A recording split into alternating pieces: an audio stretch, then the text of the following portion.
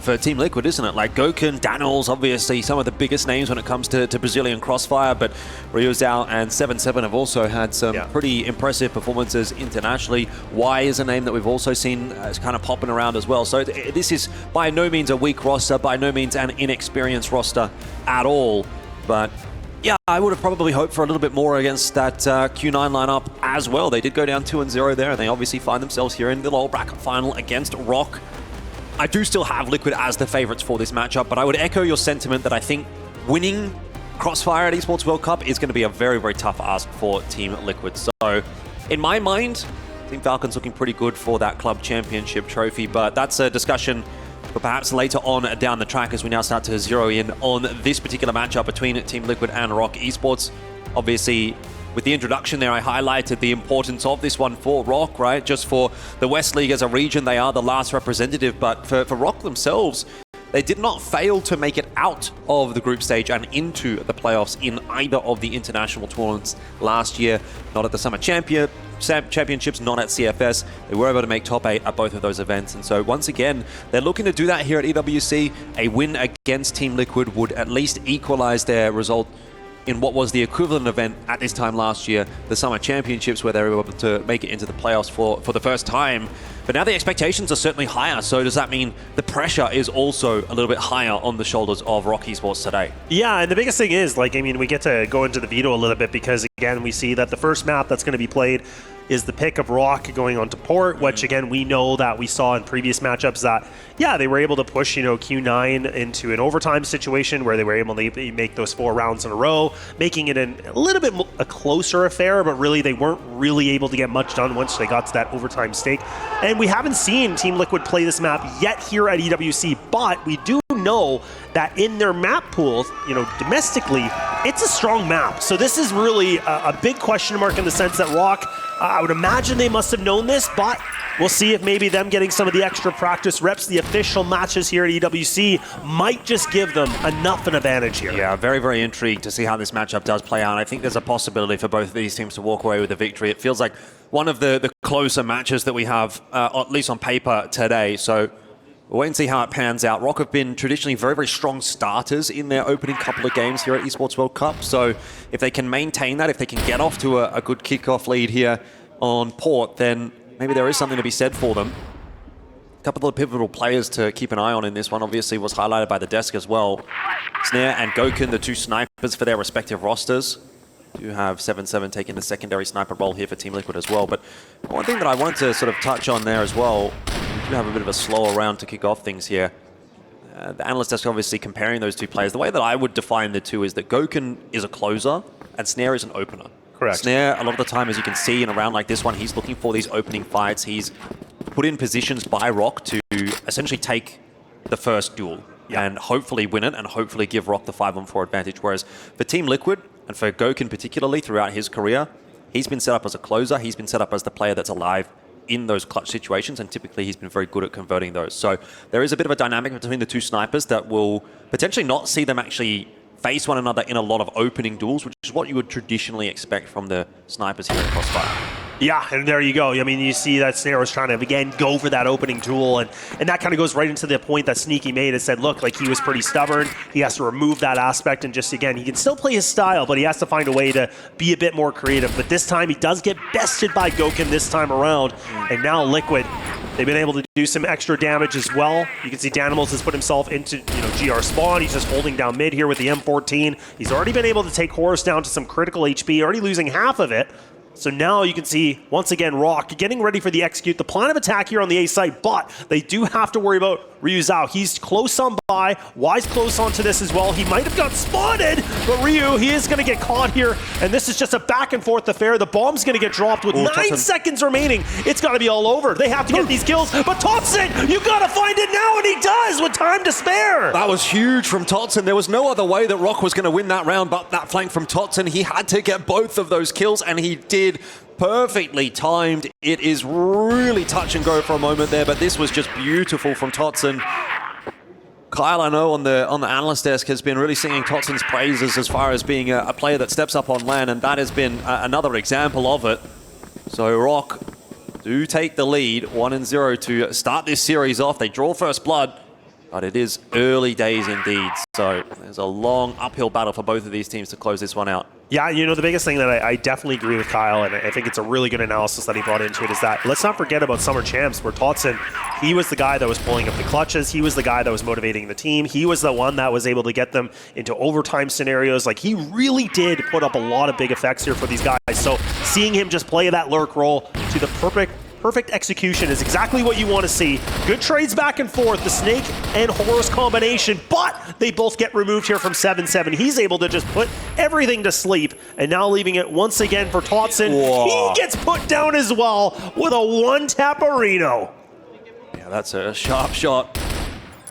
Really good round from 7-7. I don't know if you noticed as well, but again, to start this round off, it was Snare that was the first player to go down. So 2 rounds in a row, he's failed to make that entry happen, and that has unfortunately been a bit of a recurring trend for ROC at this event so far. I think while the riflers have stepped up pretty significantly for ROC, they've typically been across the board quite solid. I think you can highlight individual moments for Horus, Snake, Totson, and Slayer, and generally on a consistent basis as well. Snare, I feel, has definitely been the one that has kind of like struggled to make the transition in this particular event. Absolutely. See what Slayer can do here, a 1v3. It's a tough ask, but we've seen him pull these kinds of rounds off before. He's got time to work and looking to try to isolate some fights, not really having any success in that department. Yeah, but this is good though, because again, with still some time to spare, he might try to go for this fight, but no, he's going to commit to the plant. That's going to maybe, ooh, no, he does fake off it. I was going to say, he's going to have some extra time, but no, he's still looking for the gunfights, and Y's getting caught. But 7-7, thankfully, is able to find himself a multi-kill round. He puts like a huge amount of impact here in the server for that following. But a valiant attempt from Slayer, honestly. He had some time. He was just trying to see what he could get away with. He had Gokin that was in this GR spawn, just locked and loaded with the sniper. So, you know what? All things considered, there wasn't much for Slayer to do, but yeah, we'll see what's going to be able to bounce back on this. Liquid do get themselves that first initial round, though.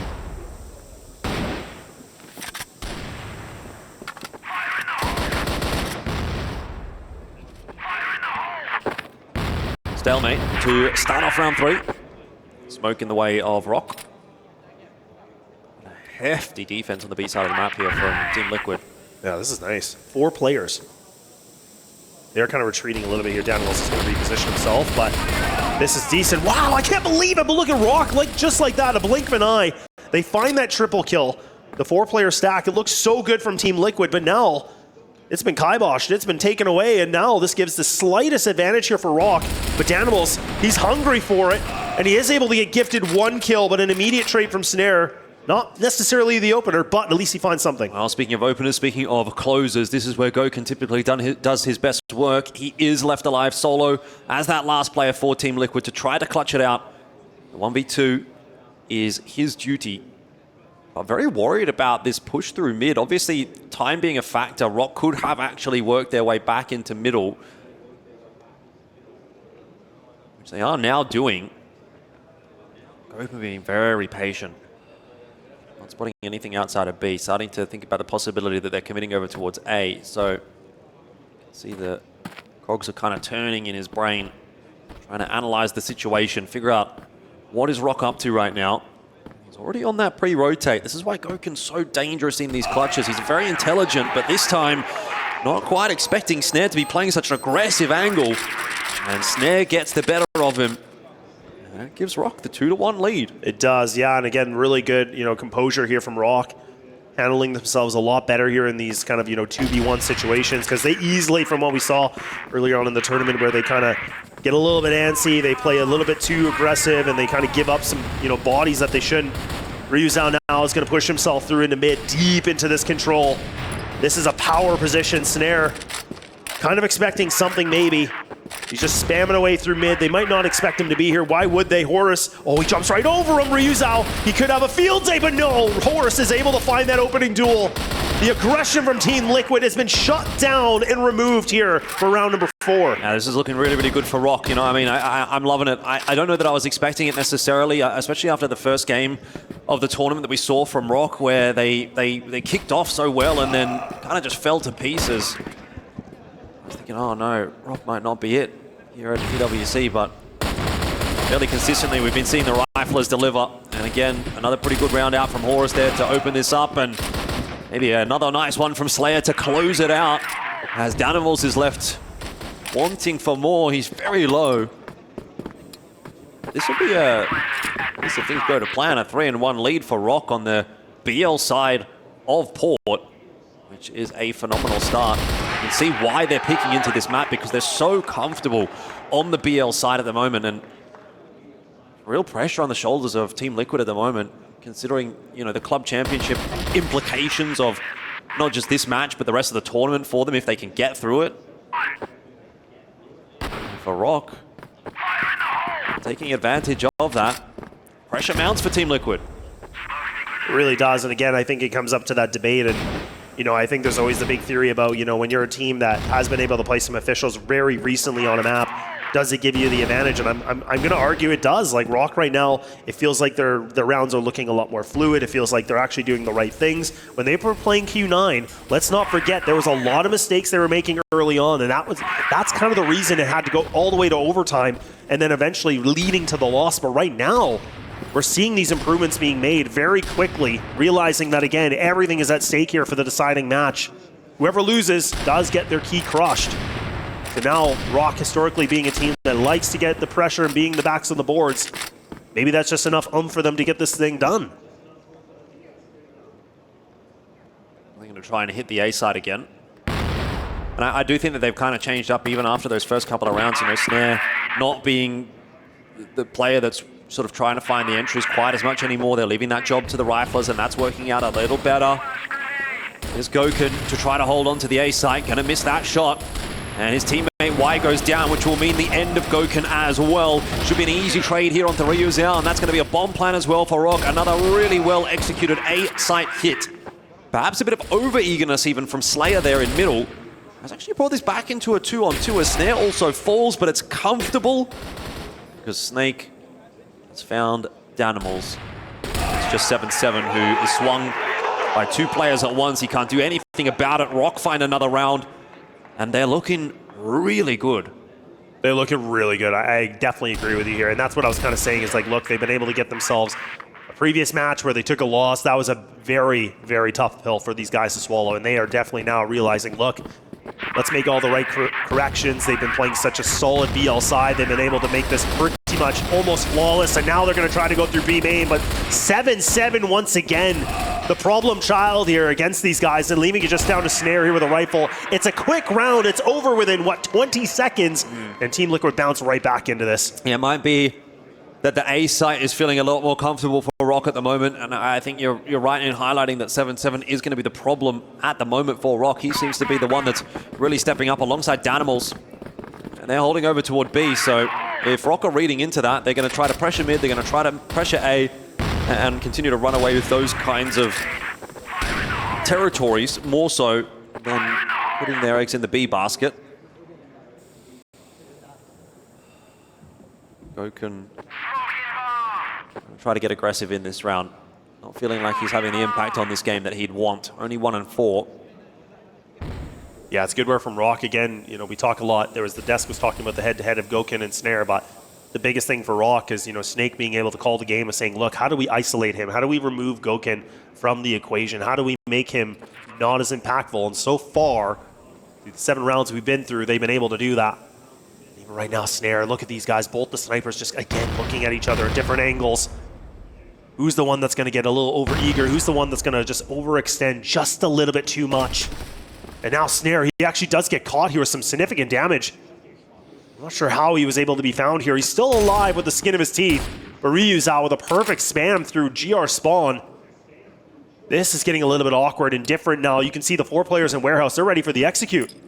I mean, it's important as well that Snare can have an impact, but he's on the outskirts. 7-7, another nice round to start things off for him as he picks up the opener, and then another as well. Team Liquid will not be denied on this B-bomb side. ROC are unable to find a way in.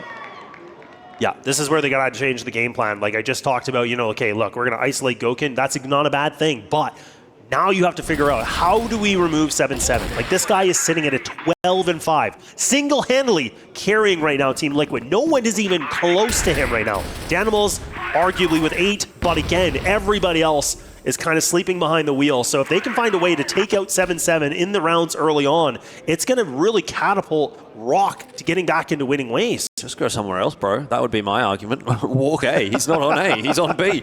They're actually going to walk right into him again. Horus almost finding the timing there. Danimals, though, able to hold on and survive. And Slayer tapping away for a double. They lined up. They walked into his pre-fire, and now Snake activating on the lurk. A snake in the grass. How's he alive? What's going on here? The comms a bit messy, it seems, for Team Liquid, and Snake's able to escape. B-bomb site, though, still held strong by Team Liquid, even despite the double from Slayer. ROC have been denied entry. Yeah, I can't believe that Snake even survived that. I mean, he was almost able to make a big play, but now he at least keeps his life intact for now, but full HP across the board here for Team Liquid. It's going to be the warehouse pop. They're going to go a little bit dry, and Riyadh can only find this one, but now Wise close on by. Posted up, and now it's Snare. We talked about him being the opener. He has to close something, but no. It's going to be the casket for him that gets nailed down, and Team Liquid bounce right back in again. Yep. 4-4 will now be the score, which is still not a bad spot to be in for ROC, but some of the momentum has shifted. Wind has gone out of their sails. 5th here for ROC is exactly what they're going to be hunting for. Team Liquid going to try and throw a spanner in the works, though. They're going to boost Riyadh. Danimals exiting long. Riyadh in a position to really make a difference here. This is what Horus is going to like to do as well on the GR side, so keep an eye out for that. Yeah, Horus, you know, let's not forget when they played EVOS, he was the one that was kind of running around. He was, you know, I think he finished up with like a 22-9 overall. But again, he was playing short, and on that GR side, like, he just could not be stopped. So it'll be interesting to see how this first half will end and how well that ROC can be able, again, to just execute their game plan on that defense. But now, Snare getting a little bit more aggro. Oh, just misses the shot here against, I believe that was Y, but now everybody's still alive. A little bit of damage against here for ROC, but not too much to sweat about. They really seem, again, like we kept talking about these A-pops, Jordan, but now it kind of felt like they want to go for these warehouse pops, but now maybe they might second guess that, realizing, you know what? It hasn't really worked out for us. Let's just go back to the old faithful. Yeah, Snare at the bottom of long here on his own, though, should absolutely be dying to Riyadh if the hit comes through from ROC into A. Do they clear him? But yeah, that's the question. It depends on whether or not they clear him. And if they're going to come through from this position, Horus should be getting the info. Now Riyadh should be a dead man. Totson not able to find the trade. Slayer has to get it on the drop.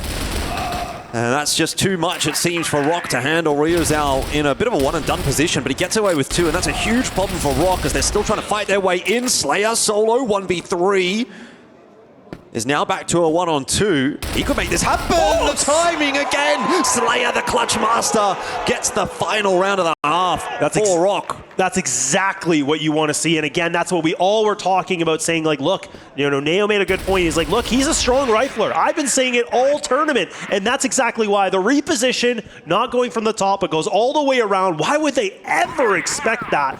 But phenomenal mechanics here from Slayer, putting himself into the rifling abilities for finding the double kill, has allowed ROC now to be in a lead with a 5-4 scoreline. And now we get to see they're going to be switching sides. ROC now back on the GR side. What we saw, a dominant performance here against EVOS. Can they replicate it? I mean, I've seen enough on the BL side to make me think that ROC can win this map. There's no doubt about that.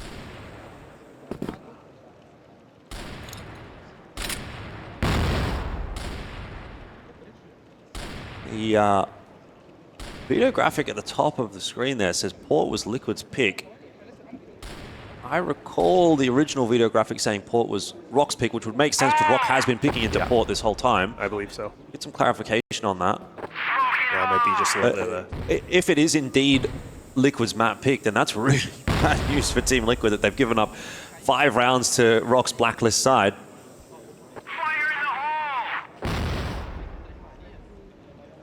I believe you're correct, but we'll find out. See that little bit clarification.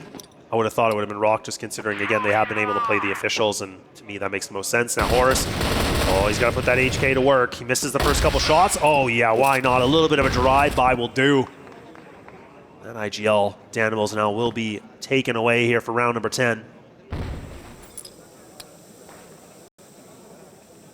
There we go. It's been updated. Shout out the prod team one time. Port, the pick of ROC. So that makes sense. Team Liquid going to still be thinking about the fact that they can go into Eagle Eye after this one, but if they just get absolutely blasted, they're not going to be going in with much confidence, and right now it is looking like they're kind of going to get blasted. This round not working out for Team Liquid at all. Nice, again, counter flash, pushing Y back away. There's a big flank coming through from Horus, and he loves to get up to these kinds of shenanigans on Port. Goken, a 1v5 is too much to ask. 6-4 for ROC. They maintain the lead. Yeah, and that's actually something I'm really liking too, because again, I think when we talk about the level, with all respect, like EVOS, you know, I would say a weaker team than in comparison to Team Liquid, but I'm liking that Horus is still pretending and mimicking that same game plan to go, you know what, I am going to play aggressive. I am going to try to calculate the aggression as much as I can. And finding that flank was perfect because, again, they had themselves in a massive advantage in terms of numbers, but at least that just solidified the situation even better. Yeah, pause will come through at the end of this one. That'll no doubt be from Team Liquid. Concerned about the fact that if they do lose this, they're down 7-4. And with that, the chances of winning this map certainly dwindling. And again, like, I'm not necessarily going to be going into map 2 saying this is a foregone conclusion for Team Liquid, because we know ROC likes to play Eagle Eye. It's a pretty good map pool as far as ROC is concerned. It's a dangerous looking ROC as well. But things have slowed down for Team Liquid in this round. Just waiting out the smoke at Warehouse before they explore any further. Yeah, it's a really good point you bring up too, because again, even though that Eagle Eye is picked, I mean, this is a record, you know, for ROC that, yeah, it's a 70% win rate on it. They've been able to, you know, play it quite a bit in the CFWL. So they've been able to prove that. I don't believe in Summer Champs they were really able to get that opportunity. Actually, I'm a liar, just kidding. They have actually played Liquid before on that map where Liquid were able to best them in a 10-8 in Summer Champs, but that was quite some time ago. Opening kill has gone the way of Team Liquid this time around. That was over toward B, but there's still 2 players that they're going to have to get past.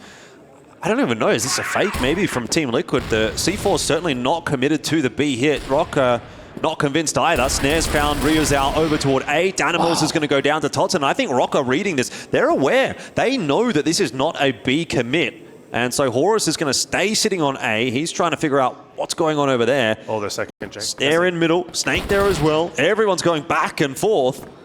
But it will be a B finish from Team Liquid. So they have pulled that rotate out from ROC, who, with their forces, are going to try and retake middle. Y is lucky to be alive. Yeah, 9 HP too. You can see that Totson was trying to be able to find them, but now they got the information. They're going to go for the rotate. Y might be able to find something here. He might be able to cross off something, but he has to get moving quickly. Totson dueling. Needs to be careful of what's going on behind him. Gets the better of Goken, and he's kind of done his job. If he gets Y, then even better. Unable to do so, but the defuse already on. Team Liquid have got themselves in all sorts of trouble. Y can't win this round anyway. The defuse will be secured. And ROC, I think they really knew what they had to do on that retake. That's why they went so quickly. They knew that they've kind of got an isolated almost 4-on-2 retake on the site. If Y is out in middle, he's not going to have the impact, and he didn't have the impact. So that's really heads-up play from ROC. And again, credit. They're playing really well today. They really, really are. And that's really the biggest highlight out of this whole thing, is that everybody is being able to put themselves in the right places, the right time. They're getting these duels when they need to. It's not like, again, we were talking so much of like Snare needs to do this, Snare that. But no, he's still playing his role. He's able to find these 1 or 2 kills maybe late in the portion of the round. He's not just getting picked off instantly in the opening round, which was a huge problem that we talked about originally. So I'm glad to see that Straya has been able to, you know, have a good conversation with the ROC guys to say, look, these are things we have to make the adjustments for, and they have taken that feedback well received, and look at how much better they're playing. And Liquid now calling the timeout, and they're breaking a sweat on this because they realize this thing is losing control quickly. Yep, yeah. This would be a far swifter exit to the competition than what Liquid would have thought. And it's, you know, it just goes right back to the original point you made, is that, you know, you know, there's a lot of pressure for both these teams, but, you know, the bigger picture of this is the club championship rankings. Like you said, I mean, I think that just adds a lot more pressure for Liquid, where these guys absolutely have to keep making it through. And there's all this extra, you know, amount of stress that's going to be added in comparison to a team like ROC, where yes, they want to be able to go deep into the competition, but the big picture in the grand scheme of things, this is where the Liquid guys, hopefully it's not really resting on the shoulders too much. But it must be in some degree. Like, you can't ignore that factor. Yeah. And that's kind of the beauty of the format of this whole entire tournament, is that there's so much reliance on all the different game titles and how it makes such a different impact. I do find it cool. I do find it, you know, like a little bit wholesome almost. That, you know, it feels like everything's kind of intertwined in a way. Team Liquid, yeah, this is a star-studded roster, but they're not delivering at the moment. Snake deep in middle, and he's got the assistance of both Snare and Totson as well, and he's not quite able to open the account. Does a lot of damage to Danimals and Ryozao. So Team Liquid maybe able to find the inroads in this round. Or is in transition, not going to be caught by Danimals. He's not for now. Well, he's got that intel that a rifler has dropped already. Now he repositions it. Again, playing the tight box position here, the smoke. He's going to try to best it. Spots Danimals. Gets the opening kill there for ROC, and we're back to 4-on-4. It's a bold move from Horus, but he's been pretty impactful, so he's backing himself, which is good to see. But that's the thing, right? I mean, that's what they did yesterday, and that's what we were kind of saying, is that Horus is kind of going for these aggressive plays, but it feels like he's being a lot more smart about it. He's being a bit more calculated, whereas sometimes we've seen the team kind of going for these swings that they shouldn't be. But that one does pan out nicely. It gives them the advantage. Now they can get themselves a little bit of a reset here on this B site. But Slayer, he is kind of playing this very passive angle in the sense of allowing a retake if they need to. But he's got the rifle ready to go. He's trying to get the shots off. In this moment, does he want to cross the big pit? He will.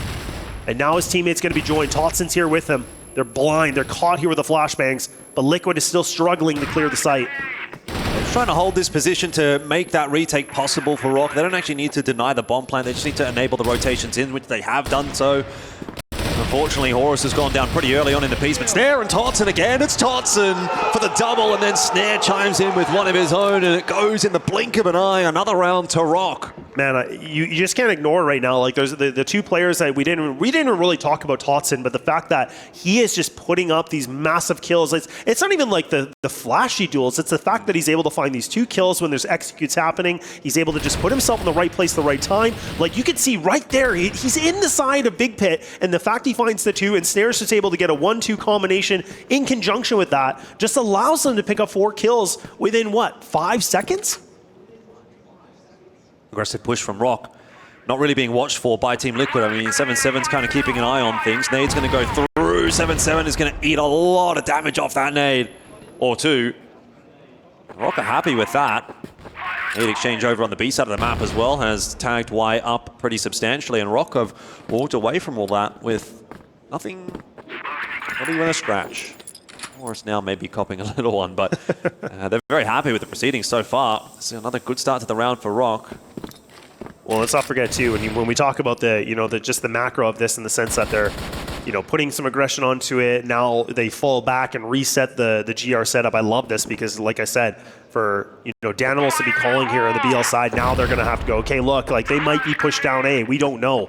They might not be. There's a lot of second guessing onto this, a lot more thought process they have to do. But instead, they're going to try to take this as a 5-man army. They're just going to commit this. No one's going to lurk anymore. They want to see if they can get the job done with the full force into effect. But can it be the deal breaker for them to finally get something on the round? Watson attempting to put the work in, but it's all Snake and Slayer this time around. Another solid B-hold as ROC are storming their way toward a victory on map 1, and they are really pumped up about it. Look at the smiles across the board, 9-4. This is beyond impressive, right? I mean, this is the thing. We're just seeing everybody hitting the right shots. Everybody's just staying in the right positions, just getting the duels. You can see everybody's excited. They're playing their roles perfectly. Again, nade damage to start this round off. Goken, Danimals, Ryozao all tagged up. ROC are really making life easy for themselves with that initial chip damage that they're getting. Totson jostling alongside Snake to contest middle here. They are feeling confident. They want to keep this fight going. Totson does find himself the trade, backs out to safety. And will be reinforced by Slayer. I think they want to keep fighting mid. Yeah, I don't mind this. I think this is a good idea. Why not? Put some aggression on this. Keep them guessing. It's worked out for them before, and now Horus is like, you know what? I'm going to go on my own. I'm going to go for a little bit of a walk. I mean, you're on the front foot as ROC, right? So play that way. Play confidently and continue to unsettle Team Liquid. It's definitely working.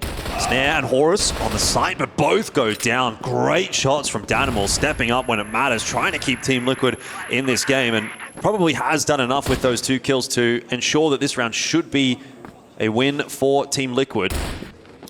Yeah, and honestly, the idea that, you know, Horus and Snare, what they were trying to do was nice, but now you're putting Slayer in a bit of a clutch situation. Not easy at all, but Danimal's, like you said, the fact that he's able to get the double opener. You had Horus that was kind of jumping on the top of the box, just kind of doing a little bit of a jiggle peek, getting that intel, but as soon as Snare went down, he was pretty much screwed. There was nothing he could do. He's pretty much like in the wrong position. He has to go for a fight then, but Danimal's, you know, thankfully for Liquid, he's able to land the perfect shots and giving them that 5th round that they desperately needed, considering they haven't been able to find anything this second half. All right, nades over the top.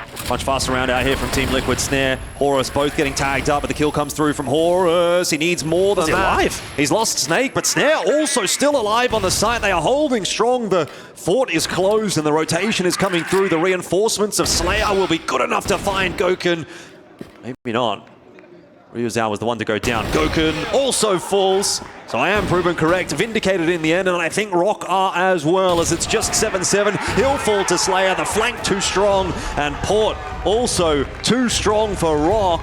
They have certainly got something to say to Team Liquid and the crowd, which seems to be Team Liquid fans. ROC up 1-0 in this elimination match, and one more map to play for Team Liquid potentially at Esports World Cup, and if they aren't able to win it, their key gets crushed. It really does feel like, you know, the stars aligned perfectly for ROC on this first map, right? Everything just felt like it was a flawless game plan. Everything was connecting perfectly. Anything they wanted to do pretty much felt like it was working.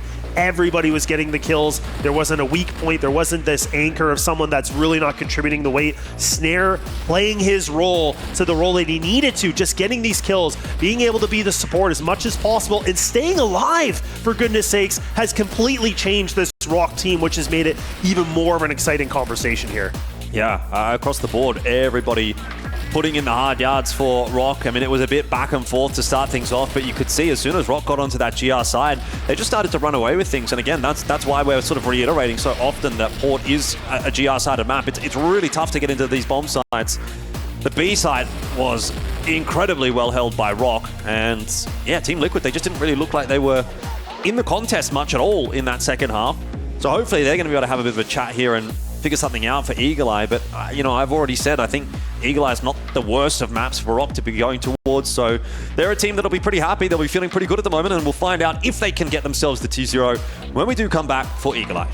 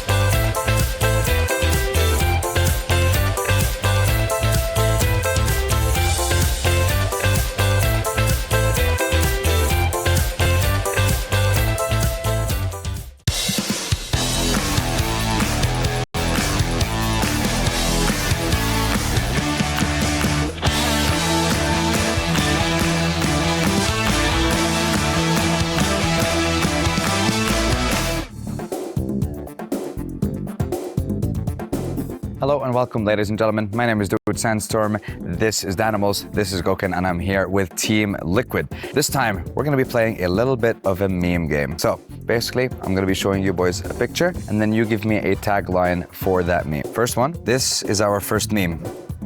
Gentlemen, give me the tagline for this meme. Boa, porra. I mean, for me, for this one, I would say when your teammate doesn't fist bump you and you're just looking at them like, please don't leave me hanging. This one, this is basically me the whole time. This is our second tagline. There we go. O que tu acha? Eu acho que o Davinho tá pensando que você fez merda. What's happening, bro? When your teammate messes up, but you just don't know how to tell them that they messed up, and you're thinking of the right way to say it. And then the follow-up for it is this. This is easy. You are the best. Nice, let's go. Você é brabo. Vamos. For me, this is when your bottom fragger clutches and you did not expect it. That's what I got for this one. Now, this one, I want to say like it's nice and simple. What are we thinking? This is for my son, my girl. I love you.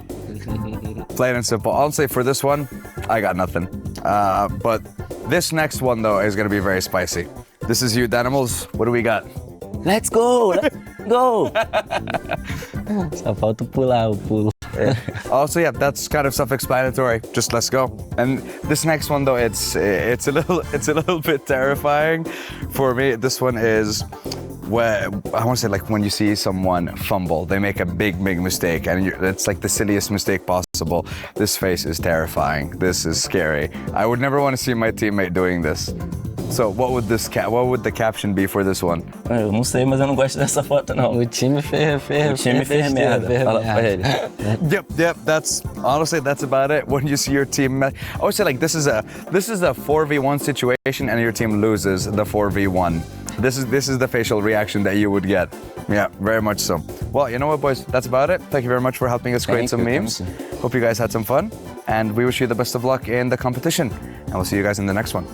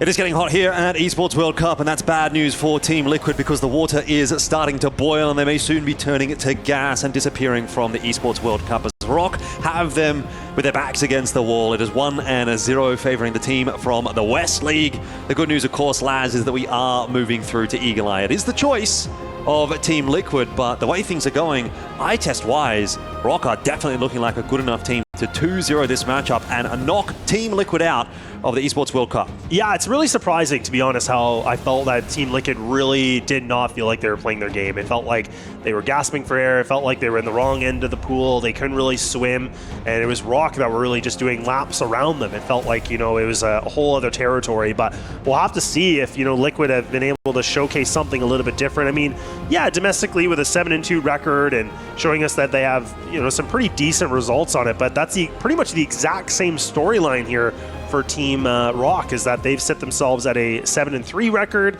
you know, sitting at a 70% win rate. So I think this is a, you know, overall statistically a nice even map, but I do think this will be interesting as they are going to be having a rematch on this map from last year and last summer. But now we'll have to see if Liquid have been able to get themselves back in fighting form, because it really just does not feel like that's the case. Yeah, I mean, look, I'm definitely feeling positive for ROC. Are you on that hype train as well? Oh yeah, brother. Oh yeah, let's find out. Let's see what happens here. ROC starting off on the GR side of Eagle Eye, and Team Liquid. Well, it becomes a must-win if they want to stay alive here at the EWC CROSSFIRE. which I'm sure they certainly do, not only for themselves, but also for the organization. The club championship points, very necessary from CROSSFIRE if Team Liquid want to walk away with the club championship trophy. So a lot resting on the shoulders of those 5 players on the stage. Yeah, and again, that was where I was saying, like, the protocols, I just felt like it was the perfect game plan from ROC, and we'll see if they can still kind of execute the similar effects here for this one. This time around, we're going to actually see that they are going to have the double snipers here for the defensive setup here of ROC. Slayer will equip it. We know that he likes to hybrid it. So that was a big change from Port. They didn't really do that, I think, at all, to be honest. This one, they're going to a very different landscape of a map, very long-range fights. So we'll see if that pans out. I don't feel like I've always been overly convinced, in my opinion, Slayer being the secondary sniper. I'm not necessarily really against it, but I'm not really for it. I always feel like he is the better rifler, but man, we'll find out. Can we just say, the nade usage from ROC has been insane on the GR side. Like, you think about how much damage they were doing with the nades on Port. It is a good, yeah, that's a really good point, Elfish, just because, again, like, when you're able to get that nade and just take away 30, 50, whatever kind of damage right away, like, it makes such a difference. You're already making it tenderized. It's super, super helpful for the riflers, right? When you're dealing with, especially like a rush, right? You don't have to hit 3 bullets, you only have to hit 2, something like that. That makes such a big difference. Slayer here in middle. Highlighted him with that secondary sniper. We'll see if he can get the job done. Totson chiming in. 1, 2 with the pistol, in fact. So again, maybe reiterating your point that the rifle would have been better. But either way, it's a good round to start things off for ROC. 1-0 the lead.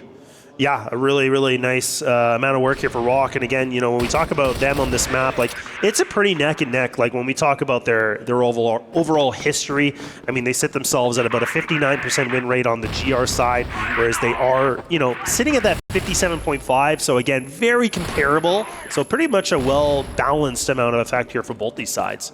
Yeah. That's a bold choice from Team Liquid to pick this one into ROC, I'll say. Totson tries a aggro maneuver, and this time does get brought down by Danimals. But look, a lot of damage done to both Danimals and Ryuzel. So ROC are not exactly in hot water just yet. Down a player, not exactly the ideal spot to be in. No, just going to prompt some rotations out. The smoke comes through as well. I think ROC are pretty aware that they've got Team Liquid kind of shut out of A. And so Horus is hunting for info on B, but Team Liquid really haven't taken a whole lot of space. They're happy to sit behind these smokes for now. Yeah, and I'm glad that Horus, oh man, I can't believe it. I was going to say, and it's nice that he's kind of just playing a little bit more passive. Maybe going to give a little bit of space, that's fine. But the fact that he gets that drive-by shot, taking down Goken nonetheless too. He was one of the guys with full HP. That's a good pickup, but he gets caught through the smoke. Nice trade back from Ryuzel. Yeah, util dump happening on the A side of the map from ROC. Yeah, 2 pieces left actually remaining for them. I like that they're pushing out of A, though. They know that A is looking pretty well defended at the moment. They're not really seeing too much. They need to make a move. They need to do something to reinforce this B site, because it's going to be too much for Slayer to hold alone. If he can find himself a pick, that's going to be huge. Because ROC have cleared out so much of the map, they have a really good understanding of what Team Liquid is trying to do in this round, and they'll be able to react accordingly. The question is going to be, does Slayer get this kill on the Danimals? What's he looking at? Slayer gets a freebie, and now he spots that last player sort of trailing into B. ROC know exactly where Team Liquid are. Yeah, Liquid uncomfortable now. 30 seconds remaining. They're just kind of hoping that somebody's going to go for a big swing on this. You can see that 7-7 just on the top of the staircase. He's just going back and forth, hoping that Slayer is going to go for the swing. But this pop flash, this might allow Snake to be able to get himself some kind of comfort, but he doesn't even need it. Why does he not? And now Ryuzel, required for the clutch. He's given up his position. He's just spamming away, trying his best, but he can't seem to land a shot. And ROC will be able to find a following round. It's a bad one to lose for Team Liquid. They had the 5-on-4 advantage, and they let it slip. ROC are looking really comfortable once again here on Eagle Eye, and you can see some frustration on the faces of Team Liquid. These are players that have higher expectations for themselves, some of which have been World Championship contenders at times in their career. Yeah, the achievement list, when you kind of talk about Team Liquid, it's just massive. Like, the list goes on. Like, it's just, they've been able to accomplish a ton as a team. Many top, 3, positions, and, many different CFS tournaments. So comparable to ROC, where, I mean, again, one of the best teams in the West that have been able to try to prove that they are this powerhouse team in the region and trying to revitalize it as much as possible. I think they've done a good job of that. I mean, so. To be fair, ROC have only really burst onto the scene, internationally at least, in maybe the last 12 months, right? Yeah. Prior to that, they hadn't had any real international success, but it was at the Summer Championship, which was the equivalent of this event 12 months ago, where they first made their way into playoffs. Then they were able to do it again at CFS at the end of the year. And now they're really making a good case for themselves as being a consistent top 8 team in the world. Exactly. Yeah, they made a lot of adjustments, right? They added a new coach. They added, just different resources. They were boot camping together a ton. New org. Yeah, new org, everything. It's really starting to pan out nicely for him. Horus spots 1 and 2. Can't get more than just the singular headshot through, but he's done a bit of damage still to the extra player. And Totson on the fast flank. Oh, timing. He was out watching forwards. Be able to grab that important kill, and Slayer's gone down over toward B, so that has opened the account up here for Team Liquid. They've still got to get past Snake, though. They're back into a 2-on-3. Another numbers deficit for ROC that they have to try to drag themselves out of, but they're not in terrible positions to do so. Snare probably chomping at the bit to even have any kind of impact on this game so far. He's just been anchoring A, hasn't seen anyone. 3 rounds. Not had any kind of fun at all.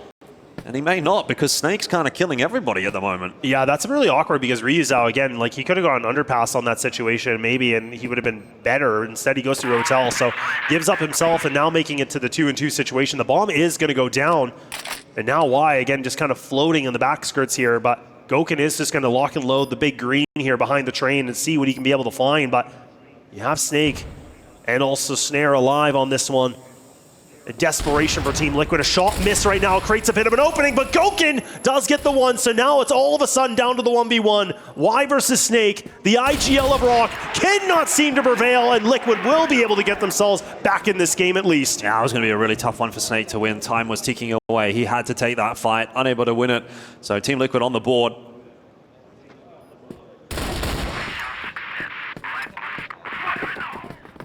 Still at a deficit. Big util dump to start the round off for Team Liquid. They don't want ROC walking down B. But they're not able to prevent Horus working through Hotel. It really seems to be the modus operandi for ROC. Just try to play a bit more aggressively, a bit more forward over on B, and play a little safer on A. Use that as like your stable site. And it has generally been pretty effective for ROC so far in the first 3 rounds of Eagle Eye. But TL going to be reading into that and taking that space outside of A.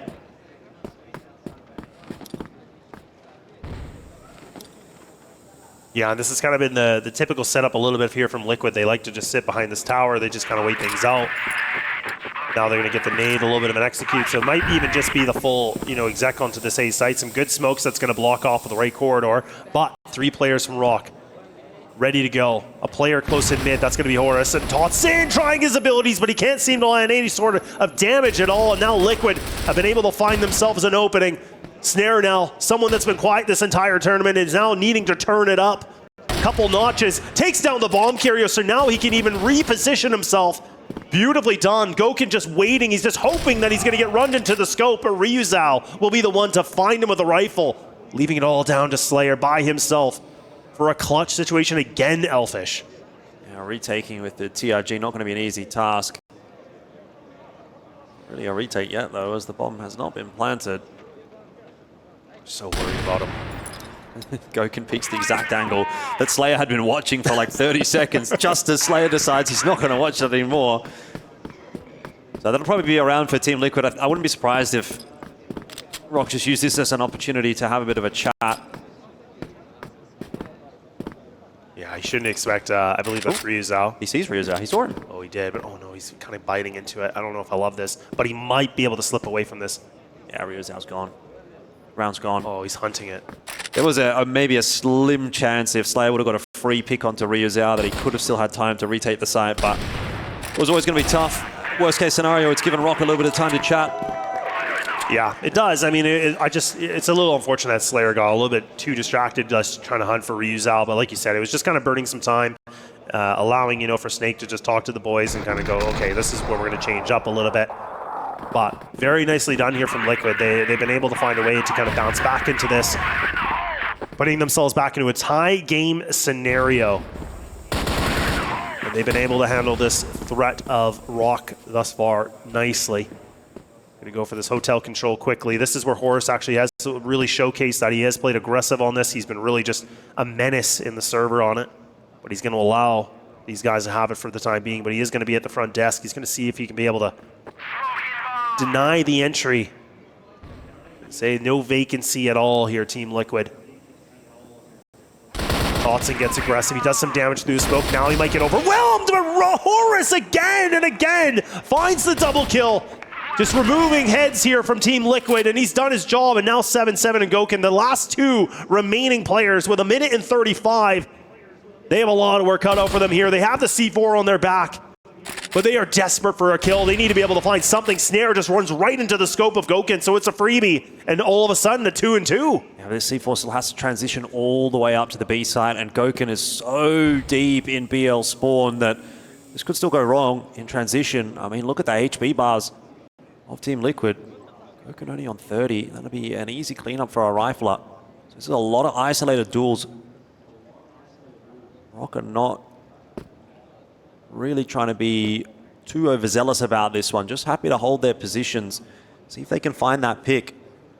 Team Liquid playing into that by playing quite solidly, but 7-7 starting to make a move. Here's where Snake could activate. 7-7 just ducking his head down underneath those windows. This is a huge creep from him. Yeah, Dotson might get caught here because of 7-7 just being able to sneak away from that. Dotson's going to be dead. He has no idea. Why would he ever expect this? Yeah, he gets caught. That's really unfortunate. Now Snake just realizing, okay, he's been able to creep around this 7-7 now. Does get bested here from the IGL, so all of a sudden now, 1v1 is turned around on this table. 20 seconds now remaining. Goken does have to get this bomb planted as well. He does have the ability to do so, so Snake taking the long path to get there. But it's an opportunity. He might be able to do this. Goken sitting at 30 HP, and Snake, he's sitting pretty in a decent position here. No utility, though, to bite him through this position. This is where Goken really has to live up to his name as the clutch master. This will be a big round for Team Liquid to win. He's given Snake a lot of space, but time is on his side. Goken, 30 HP, needs to be very careful. Snake is looking for him. Hasn't overcommitted on that peak, and he's going to sit the defuse. That's a mistake from Snake. He just had to keep going, and he would have found the back of Goken, but in the end, it's a big round that will go the way of Team Liquid. Yeah, really good, maneuvering again from Goken. The fact that he was able to just play many different positions. He was just kind of jumping around, getting the info, and then again just plays behind a basic position on the wall that Snake actually did try to clear him, but he didn't want to overextend. He didn't want to lose that high ground, so he tries to maintain it. I don't love the idea of just sticking the defuse, but no. I think he thought maybe he was going for a big flank or something different. I'm very surprised that he did stick that defuse. He certainly had time to continue trying to clear the site, but either way, we run it back, 3-2 the scoreline, and ROC trying a bit more of an aggressive move over toward B, eventually having to go scrambling back over towards A as they don't find anything there, but it works out fine. Snake and Snare and now Slayer and everybody getting a piece of the pie here. It's a party, and everybody on ROC are invited. Team Liquid apparently are not on the guest list. Oh boy. Yeah, what a round to rebound on, right? I mean, the fact they keep all 5 alive, they just make it a quick and easy round for them. I like it. Destruction mode activated now, so we go into round number 7. And ROC not allowing Liquid to have any sort of a lead. They want to make sure they can make this a close affair. And now Liquid going for the double nades onto bridge. And looking like they might toy the idea of a hotel execution again, but this time right now what's different is that ROC, oh my goodness, I can't believe he just dropped down. That was Snake that actually tried to make for the big play, and now Slayer is able to find himself a 2-piece. Yeah, again, ROC just trying to bring that same mentality on the B side of the map. They're trying to overwhelm with force, throw numbers, throw bodies at Team Liquid, and frankly, it's working. Saw a little bit of that on Port as well. Team Liquid on the back foot, and ROC, when they're on the front foot, when they're the one making these proactive plays, are more often than not getting big advantages off of them. They've got another here, 3-on-2. Goken has progressed, but has to slow down, wait for his teammate. He's hoping for a pick. He's got multiple angles to watch. You can see him pivoting back and forth. I wonder if his gun barrel's poking around the corner here. It is. Horus has spotted it. That's a real mishap from Gokun. I'm not sure what's going on there.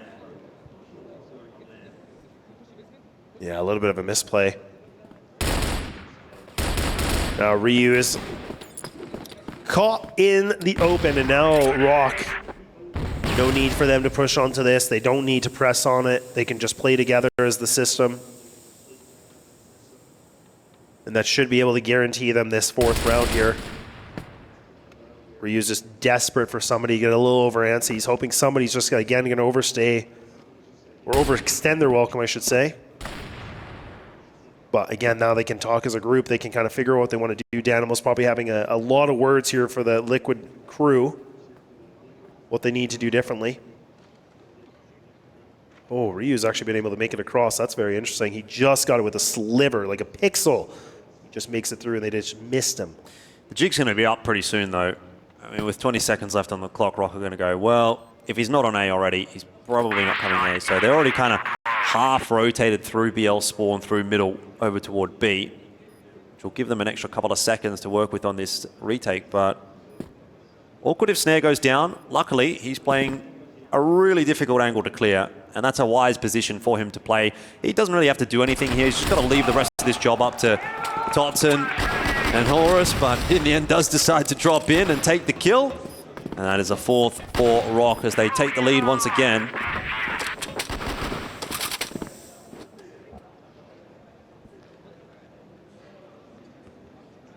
Yeah, it's just hard to not to, you know, again, just giving a lot of praise here for ROC. It just feels like everything, their whole foundation and their executions are just a lot better. The teamwork seems to be on another level. The communication just such a big increase. Now they're going to try to put that communication to full effect. They want to see what they can do with this full aggression. Horus, look at this. Oh man, they have no idea. Oh, Liquid, he could be able to press on this. He might be able to just create a massive backstab here. He's going to. His timing looks insane. Slayer causing problems as well, and there's Horus.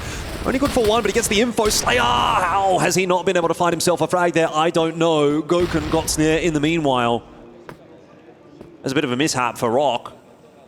But Team Liquid surviving until Y goes down, floating into Warehouse. 7-7 going to try to pick that position up. He'll take the exact same fight against Slayer, who has decided to back away. Everything coming down to the timing in this round. But the plan's gone down. It's a fast plan as well for Team Liquid. ROC are going to have to be quick on this retake. Flash over the top. Slayer, they're going to push his way through that smoke. Gokun cannot duck under those shots, and there's another one. Another advantage for ROC, but the trades are coming back on through. Damage both ways through the smoke. It is Team Liquid that will win the round. 4-4 is the score. Just again, like it just, you know, though I think it was the wrong guns for that kind of a play. Like they had the HKs out. They were just going to go for that aggression. I mean, I'm not against them trying to do something unorthodox like that and playing loose and just, you know, creating a lot of different question marks. But I feel like if they would have had the M14, that would have just been a better gun. You would have had a faster fire rate. You would have more bullets in the chamber. An opportunity, you could have got a spray down. But like I said, when you have the HK, it's a strong rifle. But if you miss that shot, you're screwed. Like, you are going to put yourself in a bad position, and that's exactly what ROC did. But that's not bad at all, Snare. Another forward hold from ROC, this time on A. Snare needs a bit of help. He's got Danimals on the other side of this box. 7-7 has picked up Horus in the meanwhile. That was over towards B. Snare's still kind of fighting for his life, but this is getting really awkward for Snare. If he continues to lose teammates, he's going to have to make a move, and he knows it. And it's an impossible move. That's a really well-recovered round for Team Liquid. The fights that were happening over towards B, I think, were the biggest cause for concern there for ROC. We didn't really get to see them, but Y has essentially pushed his way all the way through. And that is going to be the first half done and dusted. A 5-4 lead for Team Liquid on the Blacklist side.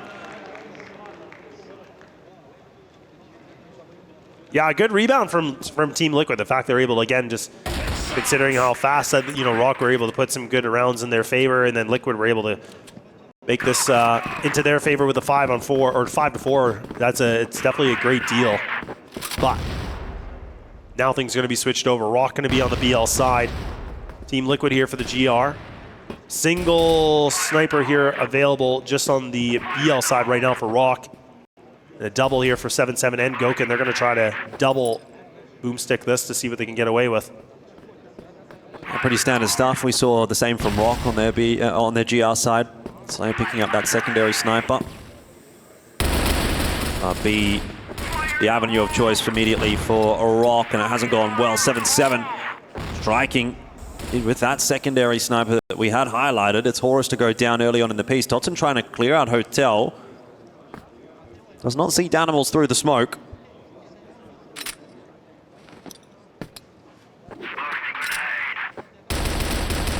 Yeah, losing Horus early on, this is going to be a little problematic here. He has been able to put up a very solid game here thus far in this series. And Team Liquid sitting prime position. I was just going to say 7-7 might be able to have the opportunity to get that player in tower, and he does. So now they're getting picked apart. Low-hanging fruit. Yeah, this round's really devolved for ROC. It's going to come down to individual fights now. Yeah, trying to find an angle in through middle. He'll have to clear out Ryu Zhao as well. And just not going to do it. Have to make that risk happen, and it's down to a couple of remaining members for ROC. This round is too easy for Team Liquid. Gokun will finish it off. 6-4, Team Liquid starting to build a lead. Yeah, and this is exactly, you know, what I was kind of wondering, if like the GR side was going to be a little bit better just for Team Liquid, and the fact that we know that it's a relatively even, you know, encounter for them being on the BL side and the GR, but it's starting to look like their reliance is going to be on that defense. Great nade onto Slayer, so he's already lost a significant amount. 7-7 now, getting back into his fighting ways. He's able to get this opening duel, taking down Tolson. Yeah, sniper rifles being a real problem for ROC.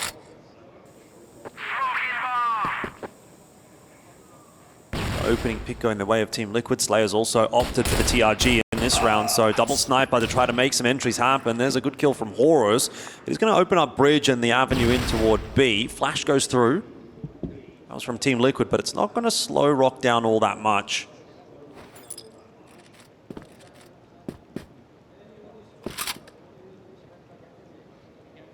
Yeah, the double setup here from Team Liquid, 2-2, so nobody's even really playing that much of a mid setup right now, and ROC are going to look like they want to go for this big hit onto the B site. I don't mind this. I think this is a good idea for them to commit together. Snare might be able to get a little bit of an off angle on this if possible. They have some utility they can use. Slayer's fully equipped, but instead he's going to try to be the entry player, and he does make himself onto top tower, but there's a player close on by. Horus once again just entering with a pistol. He doesn't even need a rifle. He's been able to barrel into this. The bomb is going to get planted, so now Liquid in some hot water right now. They might get evaporated on this one unless they can be able to find a way to cool down. It's a nice return to form for ROC. Gokun and Y tagged up, making that retake a little more difficult, but a great grenade in onto Horus will at least return the numbers to even. ROC playing for the timer. Found themselves a kill just yet. Slayer backing away. He needs that backup from Snare, and it's just not happening. Team Liquid, a clean retake. ROC are looking lost on the blacklist side of Eagle Eye. Yeah, this is looking not very good at all. I mean, this is the fact that, you know, starting to feel that they can't really get anything moving. It just feels like there's a lot of second guessing. They're taking things very, very slow. It's not looking like that confidence like we saw on the GR side. So now Liquid have been able to find themselves 2 rounds in a row. They've been able to build up a bit of a decent lead here in ROC. They need to be able to find this if they have any chance in keeping themselves alive in this map here. Otherwise, that's going to be too much of a lead, I feel like, and gives Liquid an opportunity to push this thing to that third and final if we get there. Snare, though, he's getting aggressive. Now he's been able to create the opening, but can now his team be able to help them pry it open? That's the biggest question here, but no, Liquid has just shut down the door. Yeah, the door's looking locked at the moment, Laz. I think we might be going to a map 3 the way things are looking. Team Liquid really, really comfortable on this GR side. It is their map pick as well. It's no real surprise. These two teams just butting heads back and forth, but ROC are really not finding the openers that they need, and big cheers coming out from the Team Liquid camp now, as they are 2 rounds away from forcing a third map. Yeah, and honestly, I just, again, I got to tip my hat here for 7-7. I really feel like he's the knight in shining armor here for Liquid. Like, the fact that he was playing very well in the first map, he was the one that was putting up some decent duels. Now that he's kind of been equipping here with the TRG, he has really just been saving them a lot. He's put them in a lot of, you know, sticky situations. He's able to get them out of them. So now the timeout, I believe this has to be a timeout, I would imagine. Yeah, and it just seems like Stray's starting to have a bit of a conversation with the ROC boys, and it has to happen now. I mean, this is where they had a really good first half, a really close encounter. They lost it, but this BL side, something has to change quickly. The show has to go on here. Otherwise, the curtain's going to close. Well, it will close on map 2. There will be a third map.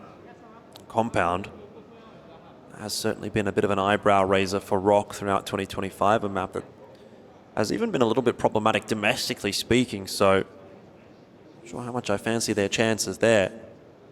Maybe some words of wisdom from the coach can change the direction of map 2 though. No doubt that it was looking pretty good for ROC at one point, but a real struggle at the moment. They're having difficulty even keeping players alive at the start of the round. A lot of these have been a 4-on-5 courtesy of 7-7 Sniper. That's probably the first piece of the puzzle that ROC need to figure out. How do you keep 5 alive? Well, they just keep going for this, you know, one plan essentially, where they just want to fight all the time at B, and they're not able to get out of that choke point on the stairs. So again, I'd like to see them just mix something up a little bit differently here. Maybe get a player through mid, or try to even just go for this little bit of an A hit potentially. Just change up something, because the B site has just really put up, you know, a bit of a wall of defense here from Liquid, and they've done a good job to just making it a problem. A little bit more antsiness here from ROC, and Slayer's actually going to try to push up all the way towards box. It's a good utility here from Liquid. They're going to just disobey the smokes here from Liquid. Are they just going to run right through this? Don't think so. Not with the 2 players still at mid. If they had an extra player here, if it was a 4-1 split from ROC, I think they might have been setting up for it, but 3 players trying to entry through a smoke doesn't seem like enough to me. You're going to guaranteed pretty much lose a player or 2, so you need to have enough for the flood. I just don't think that 3 is enough there, so they'll walk away.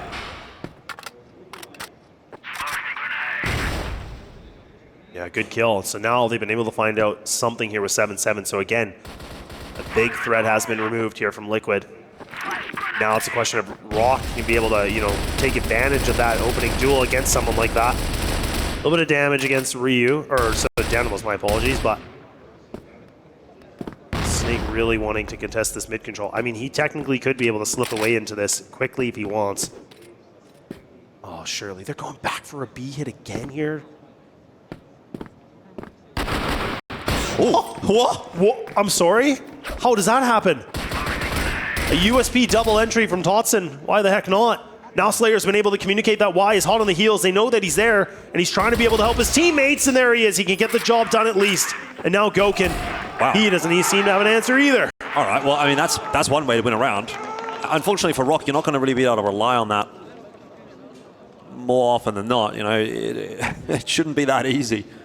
So, yeah, it's nice to get a round under your belt, but need to see a bit more to rebuild that confidence, I dare say. Team Liquid can sort of just brush that one off. No problems at all.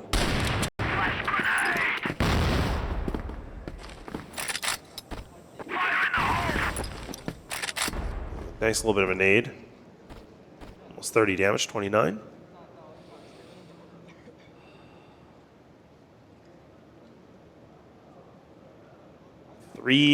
Essentially a 3-1-1 right now from Liquid on the setup. Danimals unfortunately having a bit of a statistically struggling game, but I mean, again, you can't take that away from him. He's been able to call a winning scoreline here for Team Liquid thus far.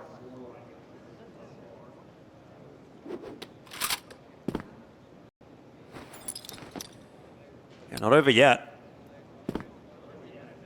ROC are hanging in there in the same way that Team Liquid was trying to hang in there on map 1. Big set of smokes over toward A, but I don't know that that's going to be a commitment from ROC. I just think this is going to be a fake just based on the posturing of these players toward B. That's correct. Horus is going to have to do a little bit to try to sell this fake. If he can find a kill, it'll be a really big difference maker. But hasn't really been given anything by Team Liquid. Yeah, it's pulled to rotate, but Team Liquid have enough time to go back over to B here. Taking too long, though. Yeah, ROC is taking too long, I think. Yeah, they should have done that earlier when Horus was making some noise. That's when they should have went for a little bit of an execute. They've all used all of that util for nothing, really. And Team Liquid already pushing their way out of A, recognizing that there's nothing happening over there. Yeah, so unless this kill in mid goes the way of ROC. That's really not panned out in their favor at all. They need some insane entries over here on B. Goken ducked in the corner, will fall to Totson. So they do get the 2 entries that they need to keep it at least stable and even, but they've still got to get themselves a bomb plant and try and rush that one down. The Snake taking the space going forward, but Totson had to get up off of the plan. He was too scared.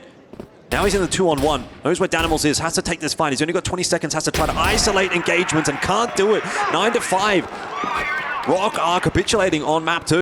Yeah, that was just really, really poor in the sense of, you know, just the micro on this one. That the fact that they don't even like use the fake in the proper way. They burned all their utility. They just wasted so much time. And I mean, they could have been able to have that a lot better in that situation, but they waited too long, and that really allowed Team Liquid to have the perfect setup on it. They got the numbers in that situation. Now have put them in the map point territory, which does mean there is definitely a room here where this might be going to compound, which is going to be the 3rd and final map if we get there. There's only 1 round needed here for Team Liquid to get that job done, and 4 for ROC now to find themselves into an overtime, which has been done, Elfish, but my oh my, it is not looking likely. No, I'm not a believer. I'm definitely not a believer at this point. I think you'd be thinking about compound at this point if you're ROC. Obviously, they're going to try and give it every crack that they've got here on Eagle Eye, but I'm just not seeing it.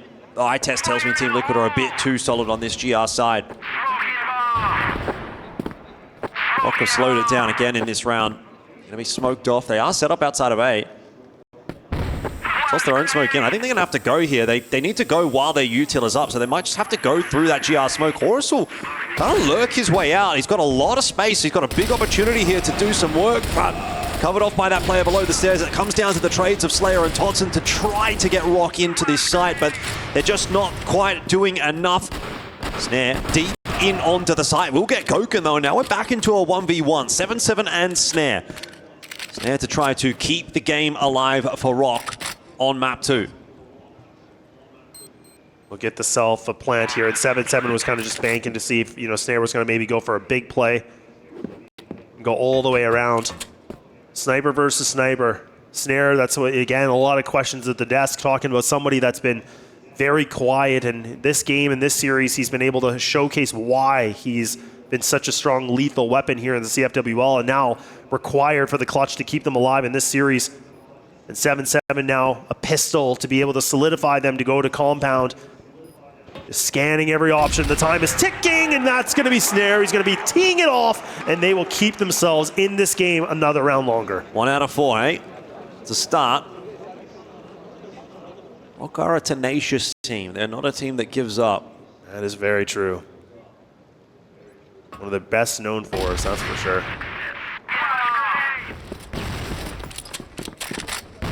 Here we go again.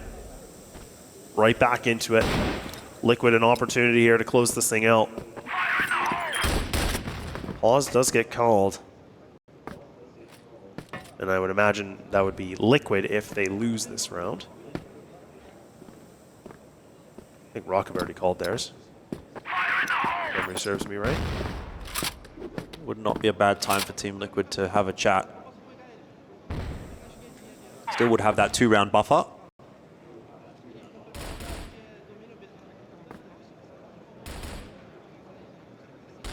Seven, hoping for a bit of a duel here. Totson just on the other side of this Ryu. And Goken now, they're going to play aggressive down this. Oh, wow, they have really pushed into it. Slayer. Oh, man, he gets caught right in the scope. I can't believe he gets away with that. I don't need that pause. Good start to the round for Team Liquid. Not a whole lot of space taken by ROC, not a whole lot of pressure being put on Team Liquid in this round. ROC still trying to figure out their plan of attack for the rest of this round. Default setup from them does not give any indication where they're headed. A lot of util dumping happening in mid here from Snake, trying to pull a player in that direction, make it a little bit easier for Snare and Totson to work their way through Hotel, but now they've lost Horus over on the A side of the map as well. Oh, Danimals. Oh no, he's not gonna be able to clear this. Oh, he does. Perfect timing. Good trade back with Totson. Okay, he gets a double. If he goes charging into B, he gets a bomb plant, but he's not going to go charging into B. He's going to turn around. He spots Ryu Zhao out. Keeps his head. Able to cross over bridge. They want to go 8. The Snake is working his way into 8. No, he's going all the way around. He's going B. No, he's going to go B. He's going to be able to clear this information. So now they're going to go, okay, look, this B site should be open. It is open at the moment. Yeah, but they're worried that Ryu or Y is essentially somewhere else. They have no idea where he is. They know where Ryu was, but the biggest question mark has been, where is Y? They have to solve for that problem, and now they're going to get this bomb down. Solve for Y. It's always tough. I was never very good at math. That's why I talk for a living. Much easier. ROC playing for their lives as well, speaking of living.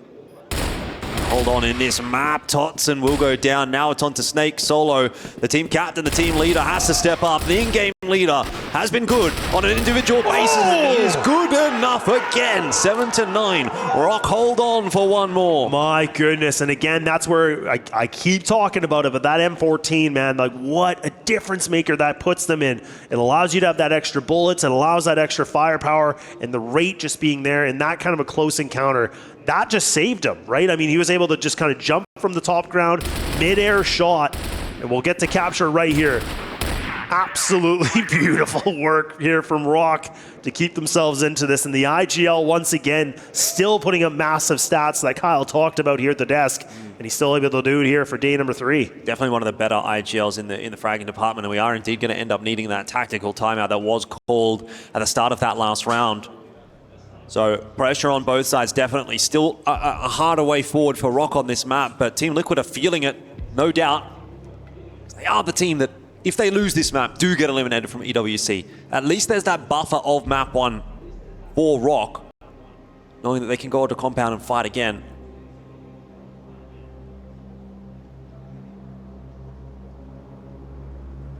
Yeah, this is, like you said, a very tough position for Liquid because, again, you know, they can't afford to lose this. If they lose it, they're done. They're out, and that's it.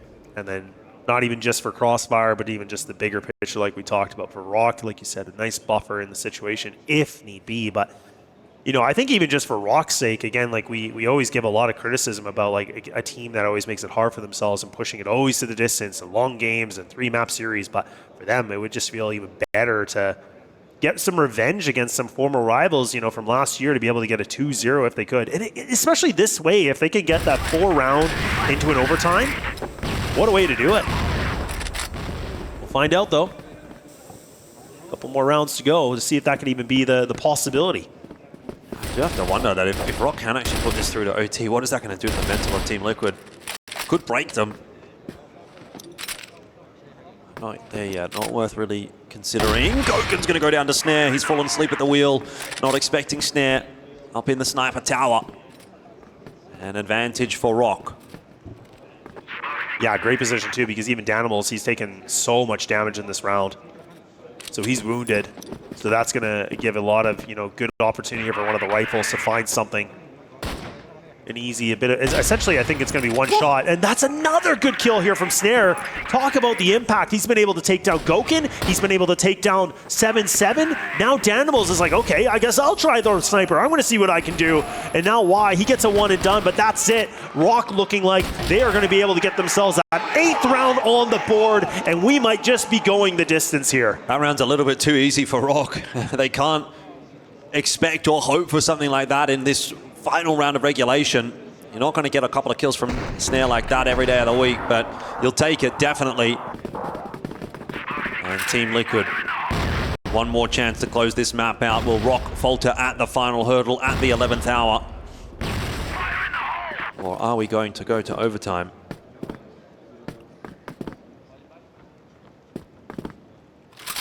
Similar approach again from ROC. Patient play. See if Snare can find a pick or two. He's been given nothing.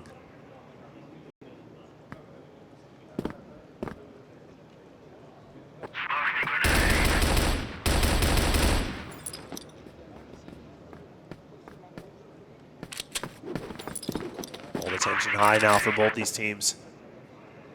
Now ROC looking like they want to just go for the full A exec onto this. They don't even want to mess around. Horse, a great entry into this. Can he be able to find one more? No, he will not. Koken will be able to take him out now. Tucked away. ROC waiting things out. going to retreat this. Massive over-rotation from Team Liquid. Snake would have activated in mid. He would have had B, but does not opt to. Liquid are hesitating. They already have 7-7 just kind of already committing to the rotate. I think that's even Danimals that's made himself kind of getting in there as well. They think this is a fake. I think ROC is kind of hesitating as well. But they are now starting to get on their bike, go for a pedal in the direction of B. Or not. And, you know, back and forth. They know how important this decision is. If they make the wrong decision, if they lose this round, they lose this map, they have to play another.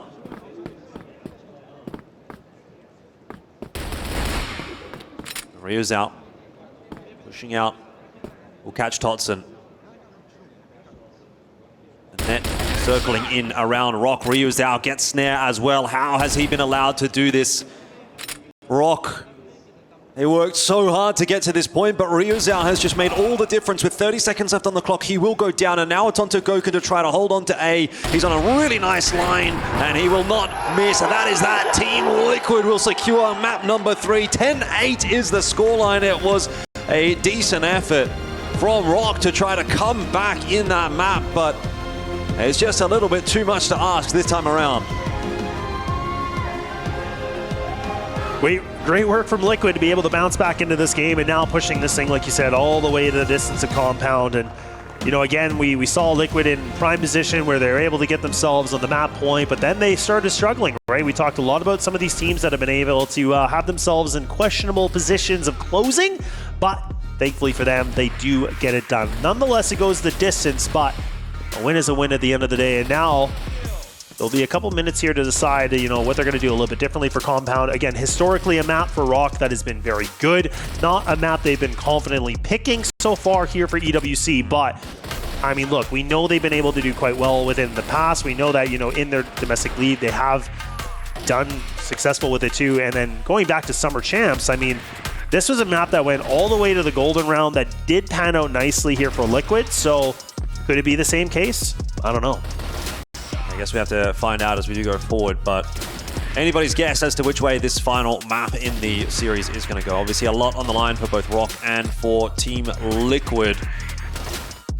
Compound the decider, and I say ROC are a little bit disappointed to get there. Obviously elation for Team Liquid to be heading onto map 3 in front of what feels like a bit of a home crowd. Stray disappointed, but Team Liquid very happy. We're heading to Compound next.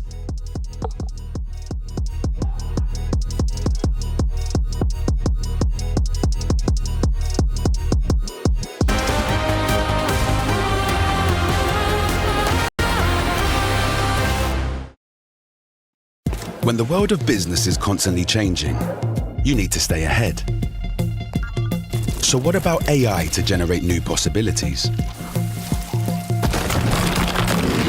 Machine learning to predict what customers will like.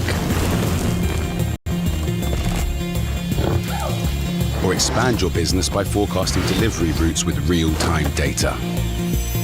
With the power of the cloud, imagine how AWS can transform your business.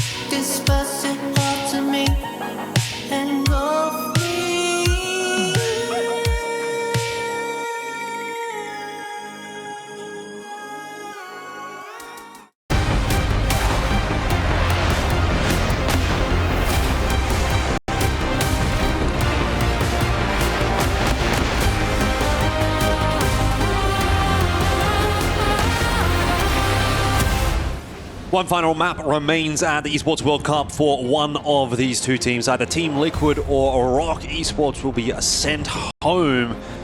And it's a matchup which is more or less a rematch of the playoffs game that they played against each other at the CFS Summer Championship. It was Imperial that did win that 3-0 over 3BL. So for the uninitiated, Team Liquid in this instance beating ROC Esports. Both teams having obviously new organizations, a couple of new players here and there as well. Goken was certainly not taking part in that matchup, but Compound, interestingly, the map here that we are going to be playing in this particular match was the opening map in that series. It went 13-12 the way of Imperial, so all the way to the Golden Point. We may go there again. Yeah, you really never know. I mean, that's what we were talking about it just briefly, and that's the thing where this has been really exciting in the sense that, there's a little bit of new history in the making that, the last time these guys did play each other, like you said, at the Summer Champs, is the fact that, they were able to get, Liquid was able to get that 3-0. And I mean, it was pretty much domination throughout the rest of the maps, but the Compound game, which was that initial opener, did go all the way to the maximum distance. But things have changed. Variables are different, new players, new orgs, like you said. Everything has really just changed entirely for both these teams. But we saw that Liquid were able to bounce themselves back into Eagle Eye. It took a little bit of work. It took a little bit of, some hits and some bruising, but they were able to get themselves unwobbly, and now they're going to be able to push this into Compound. Again, historically a map that was so dominant here for for ROC, but is that really going to be the case here and now? Well, I think it's fair that you say it is dominant for 3BL. I don't know that it is dominant for ROC. Does that make sense? Yes. When they were 3BL, it was the map that they picked into, and that's why it was the opening map in that best-of-5 series.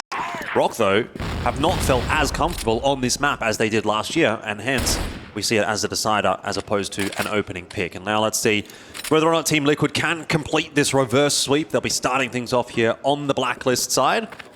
Copying a little bit of damage, Riyadh. Animals.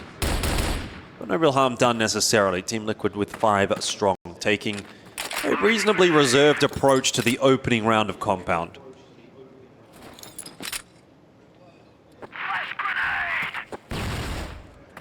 Yeah, ROC being on the GR side is definitely going to make things a little bit more interesting in the aspect that, again, we noticed that they like playing the GR side. It seems like that is really more where they can start to shine a little bit more bright, but maybe they'll be able to shine through the darkness that happened here from Eagle Eye. Now switching things over to Compound, I don't know, but I guess that's what we'll find out here very, very shortly. But Team Liquid really taking an extremely slow approach to this, really just clearing all angles, just trying to check everything out, but Snare does open up nicely. Does finally get himself a nice kickstart. Yeah, Goken not quite able to find that trade. Snare escaping. That is going to put the brakes on anything for Team Liquid. Not that they really need any assistance in slowing this round down because they haven't really been doing a whole lot. Job gets more difficult in a 4-on-5. It may just end up being an attempt in through middle. Slayer not interested in buying what Team Liquid are selling. 2 headshots out from Slayer. Fantastic start to the map for him and a real disappointment for Team Liquid. This has just been an absolute nothing round. Goken and 7-7, dynamic duo. Try to clutch it out. Close range angled over Horus. Okay. Dug out by 7-7 and Snare just trying to hang on to the side here. Has done well to get one. Gets some damage onto 7-7. He's held it alone. ROC back in action here for Compound. Yeah, that's way more like it. And now even Snare again, I was kind of getting a little bit worried if he was maybe going to cool off and he wasn't going to be able to play the way that we've been able to see him so far in this series. This is really just, again, this whole new day is a revitalized ROC. Snare's starting to hit the shots. He's starting to make the impact. He's making the right plays that he needs to. We talked about him being the MVP of this team last year. He was definitely the staple. This year was a little bit different. It felt like other players were able to kind of override him and kind of take that for the taking, or take that for the name. But now Snare is trying to get himself back to the vintage ways of what he is able to bring to the server. And that round especially, finding the triple kill the way he did, that's got to feel good for him, considering how this year's been for him. Yeah, certainly, and it would be a massive map to come online for Snare. GR side of Compound, he could do a lot of work. Kills in that round, though, for 7-7. It seems like his form is continuing throughout this series. It's been a real thorn in the side of ROC. It's Horus to try to solo hold long. Team Liquid are making their way in, trying to clear him out. He does have a bit of assistance now on the line here, and Horus should be getting at least one. How has he gotten away with that much damage? I don't know. Gokun was on top of his head. It comes down to Ryuzao to get that kill, and ultimately ROC probably should have got a little bit more out of that. Yeah, they definitely should have, because Horus, again, was in the position that they had no idea he was there. It was actually Snare that was the one that was able to do the initial damage, and unfortunately Horus, like I said, using the HK as a strong rifle, but in that kind of a situation, it just doesn't really pan out the way you want it to. And you can tell he missed that couple shots, and then that's when it started getting really sloppy. But it's allowed now Liquid to kind of, again, capitalize on that mistake that's been made here from ROC. Looks like they want to go for this long A hit. They're going to commit to this on the bit of a 3-1 setup. Yeah. Unorthodox position, though, for Snake. But he kind of needs two. The commitment is over toward B, so Snake needs to get away with a lot of kills. Certainly now that that extra one has come through for Team Liquid. He could get two here. Holds his shots nicely, but 7-7 just wiggled. Zigged when he should have zagged as far as Snare was concerned, or Snake was concerned, but Slayer in the 1v3 again. I mean, he's got Y very low here. C4 in hand. Gokun miles away. They need to get this bomb plant down, and Slayer is doing a great job of delaying and isolating these fights. Y is planting. Slayer takes the peek, takes the fight, and might be able to win himself this 1-on-3. The nade goes through it, won't quite go deep enough to finish Y off. Smoke's up now. And that's where it starts to get a bit difficult for Slayer. He might just have to get on that defuse to try to draw the peek out. He's spotted Y. Slayer can do no wrong in the clutch. How many times can this guy win a 1v3 for ROC? Yeah, I don't even get it. I mean, again, the clutch factor, and it was starting to look like, could he even really do it? But indeed he does. And that's the beauty of the HK. Like I said, look at how well he was able to stay calm and collected in that fight. He was able to just get the clean shots. It's just, again, that's kind of the tendencies from Gokun that I think Slayer is playing into, right? We've highlighted a couple of times that Gokun tends to be that player that is left alive late in the round. He's set himself up to try to clutch that round out by staying safe in middle, but that ultimately becomes a little bit of a baity playstyle in some instances, and I think in a sense he kind of needed to be in there a little bit faster to help Y out. It took Gokun so long to get into the site that the moment was kind of lost for Team Liquid, and Slayer had actually kind of taken control of it in the 1v2. Exactly. No, absolutely. It's a good point you bring up, and now Slayer continuing his reign of terror right now and finding another big kill. Finds himself a second. Why the heck not? The guy's having a field day. He is just putting up the numbers. Frustrated for how map number 2 went. They wanted to get it done with a clean 2-0, but now they might be able to put this map with a 3-0 start to get themselves in a great position. The timeout's going to get called. Liquid realizing, okay, look, things are getting out of hand. ROC are getting away with murder in this situation, and they've been able to have it with some ease. And I wonder if that clutch from Slayer has really just kind of demoralized this Team Liquid squad. I'd imagine that it has. It's definitely done the opposite for ROC. It's fired them up. That's a really nice round out from them. The pitfall that ROC have to make sure that they avoid, and it is something that has been lurking throughout their tenure here at the Esports World Cup, has been starting well and then finishing poorly, right? You think about the number of maps where they've kicked it off with a good lead, a good advantage, and then failed to close it out or only just stumbled over the line. Exactly. That is something that could happen again here. Tac timeout coming out, obviously, from Team Liquid, and it will be an important passage of play the next sort of 2-3 rounds to see whether or not Liquid can actually come back into this contest, or if ROC are going to continue to run away with it. Yeah, and that's a really good point you bring up, Alphys, just because, again, we've seen so many different times where, you know, these great starts can just right out the gates, and you know, it just feels like ROC can do no wrong, and then just something just changes in the air, and just some reason they kind of slow down, and they allow these teams to get right back into these games. And that's where we'll see if they can kind of change that narrative a little bit for them, but it's hard to ignore because they've done that so far here at EWC. But they've also proven, again, like they show a lot of tenacity. They can make the comeback when they need to. But Liquid, I mean, a lot of conversation here, and This is a tough one because you can approach this many different ways. Like, I mean, do you take this mid control a little bit faster? Do you try to go for the long A control right away where they know that Horus is playing there pretty much every single time? Like, they have to make a decision to get some map control quickly. I feel like that should be the plan here. I feel like that would be the safest bet. Work with some real estate. ROC with a couple of nades into mid, not going to find any success. One out A long. Bit of damage there to Ryuzao, and he'll make no secret of his position. Why has really changed for Team Liquid? I mean, the approach feels kind of similar. Take a little bit of mid control, set yourself up, play a slow round out, see if you can find a mistake from ROC, but ROC's not really making any mistakes. They're actually quite happy to play a little bit more of a passive style back in their sights at the moment. So, not really many picks on offer here for Gokun, who is definitely going fishing. And it's good, right? Because you can always make the argument as well as, like, you know, these situations where a team like ROC, like they had Slayer playing mid, like, do you want him to still kind of be in that position? Yeah, he is playing it, but he's just playing it more passively. ROC are not, you know, the old expression, if it ain't broke, don't fix it. This time they're kind of just still tinkering some ideas. They're still like mixing it up, and that's where the guessing game will kind of be the problem here for Team Liquid, especially being in a 3-round deficit. They get this mid control. Horus might be able to get this timing. He does some good damage onto Ryu. But now it's a question about how much of a distraction you're going to be. And look at that. That's a great kill. And now they're going to try to refight for this. They do get that trade back. It's not so much about the distraction anymore as to how much damage has he done. I mean, it's the kill. Wastes a bit more of Team Liquid's time. Ryu's out down a bit lower. Good setup for ROC, though. Slayer on an isolated angle. This is an awkward spot to be in. He gets himself one before falling. Snake, though, pouncing quickly upon it. And he strikes for the trade.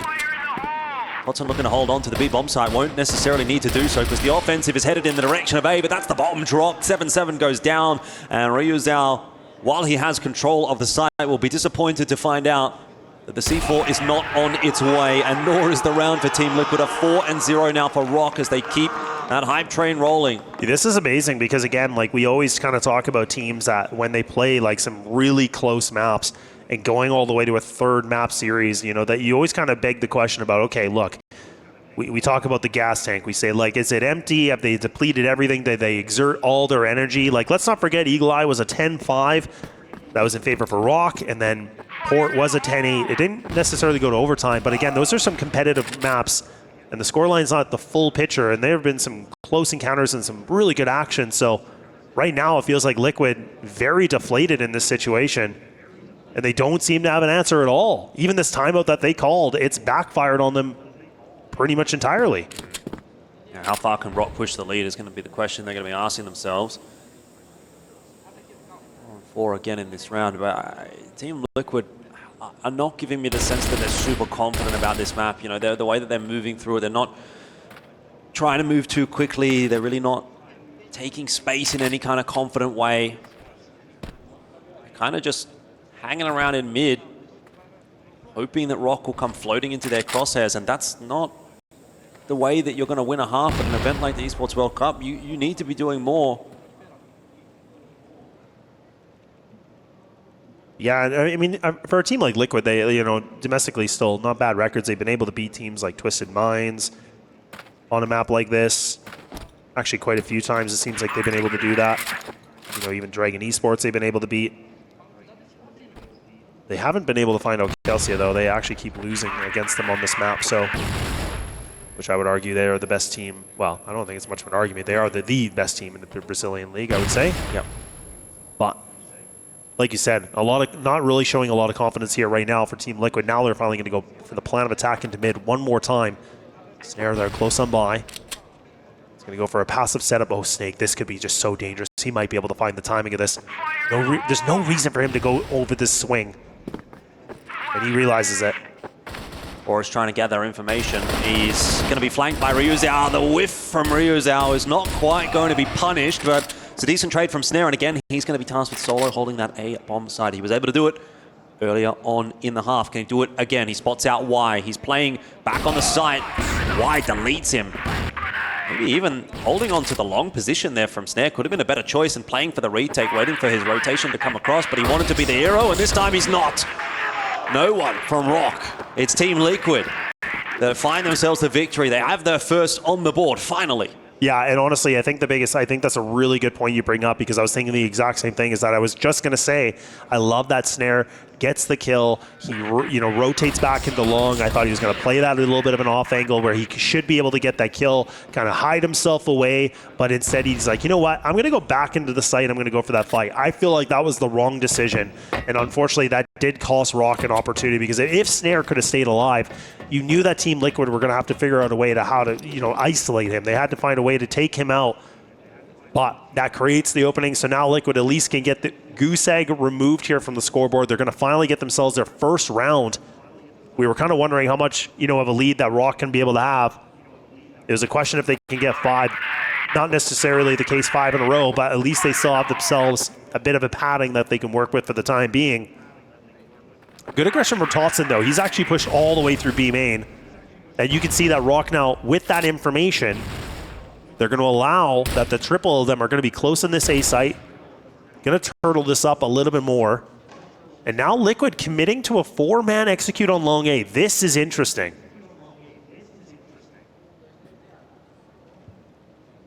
We'll have to get past Horus. And probably Slayer will be quick on the rotate. Snake clearing out middle. Going to be here for the defense as well. Not a bad setup for ROC. They have the player pushed out at B as well. They have the info that they need to win this round. They are rotating the extra players over towards A. It is a stack. 3 players on A, 1 on B, 1 on the flank. Just a question of when will Totson decide he wants to activate. If he comes too late, he'll be irrelevant. Yeah, this is a good angle, though. I love this gun with this amount of distance. I think this is perfect for Horus. He's just playing a little bit of a jump spot. There you go, a little bit of a jiggle. He gets that first kill. They know where he is, so now he's the point of a distraction, and now Snake needs to get that kill, but he doesn't. Horus finds one more before he goes down, but now Slayer, activation, kill mode, finds the double. But now it's all just down to the AG.ALEVOLUTION. He gets caught in the leg. Now he's wounded. He's bleeding internally. With 18 HP, he's going to get this bomb planted. And now ROC surely should be able to have this done, and indeed they do, and Snare again causing a lot of mayhem. Got Snare down pretty low. It was a good effort from him.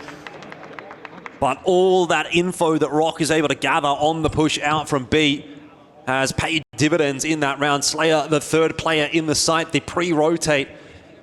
He's the one that makes the difference there. He's the one that gets that double kill that really kind of seals the deal for ROC. Once it's into the 2-on-1, it's pretty much job done.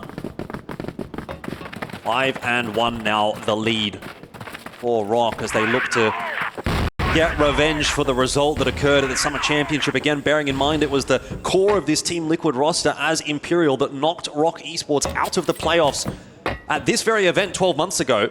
Of course, it wasn't the Esports World Cup, so it wasn't exactly this event, but it was in the CROSSFIRE sense, this event. It was the mid-season tournament. It was summertime. And ROC looking for that revenge. They lost that one 3-0. Yeah, quite convincingly too, right? Like we talked about that. This was the only map that was close. Everything else, I mean, it was a 10-8 following, but then really it just became worse and worse. I felt like for ROC. But like you said, this is a bit of revenge. I think, the West League was very surprised to see what they were able to do internationally last year. A little bit of a tease, and now really taking this to the full distance. Snare is just having himself a field day again, an 8-2, one of the best score lines we've seen him with in a long, long time. Yeah, and what a time to step up. This would be a big win for ROC, obviously not just making playoffs, but taking down some absolute legends on their way through. 7-7 wants to make sure that won't be the case. We're now back into a 2-on-2, but Snake's been able to creep back out onto the side. He's dropped the C4. The spacing for Team Liquid is so bad. Ryuzao can't find the trade. Got to try to make this one happen on his own as we get the coach cam on either side.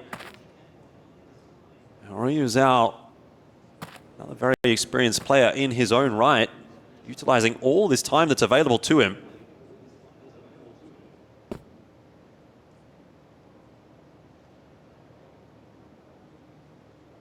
Stray, the coach of ROC, barely breathing at this point. Whereas for Team Liquid, I think the despair is starting to creep in. Ryu's out hunting, looking, searching, trying to find a pick, and he can't. He has to now commit. He'll go for the C4. Has collected it, but with 10 seconds on the clock, this round is just unwinnable unless someone gives up a mistake, and it won't happen. Excitement again for ROC. They really are doing this. They really are. They're really just starting to create new history for themselves. But that's the thing. They cannot get it ahead of themselves. That's the biggest thing we've noticed, a mistake that ROC have made.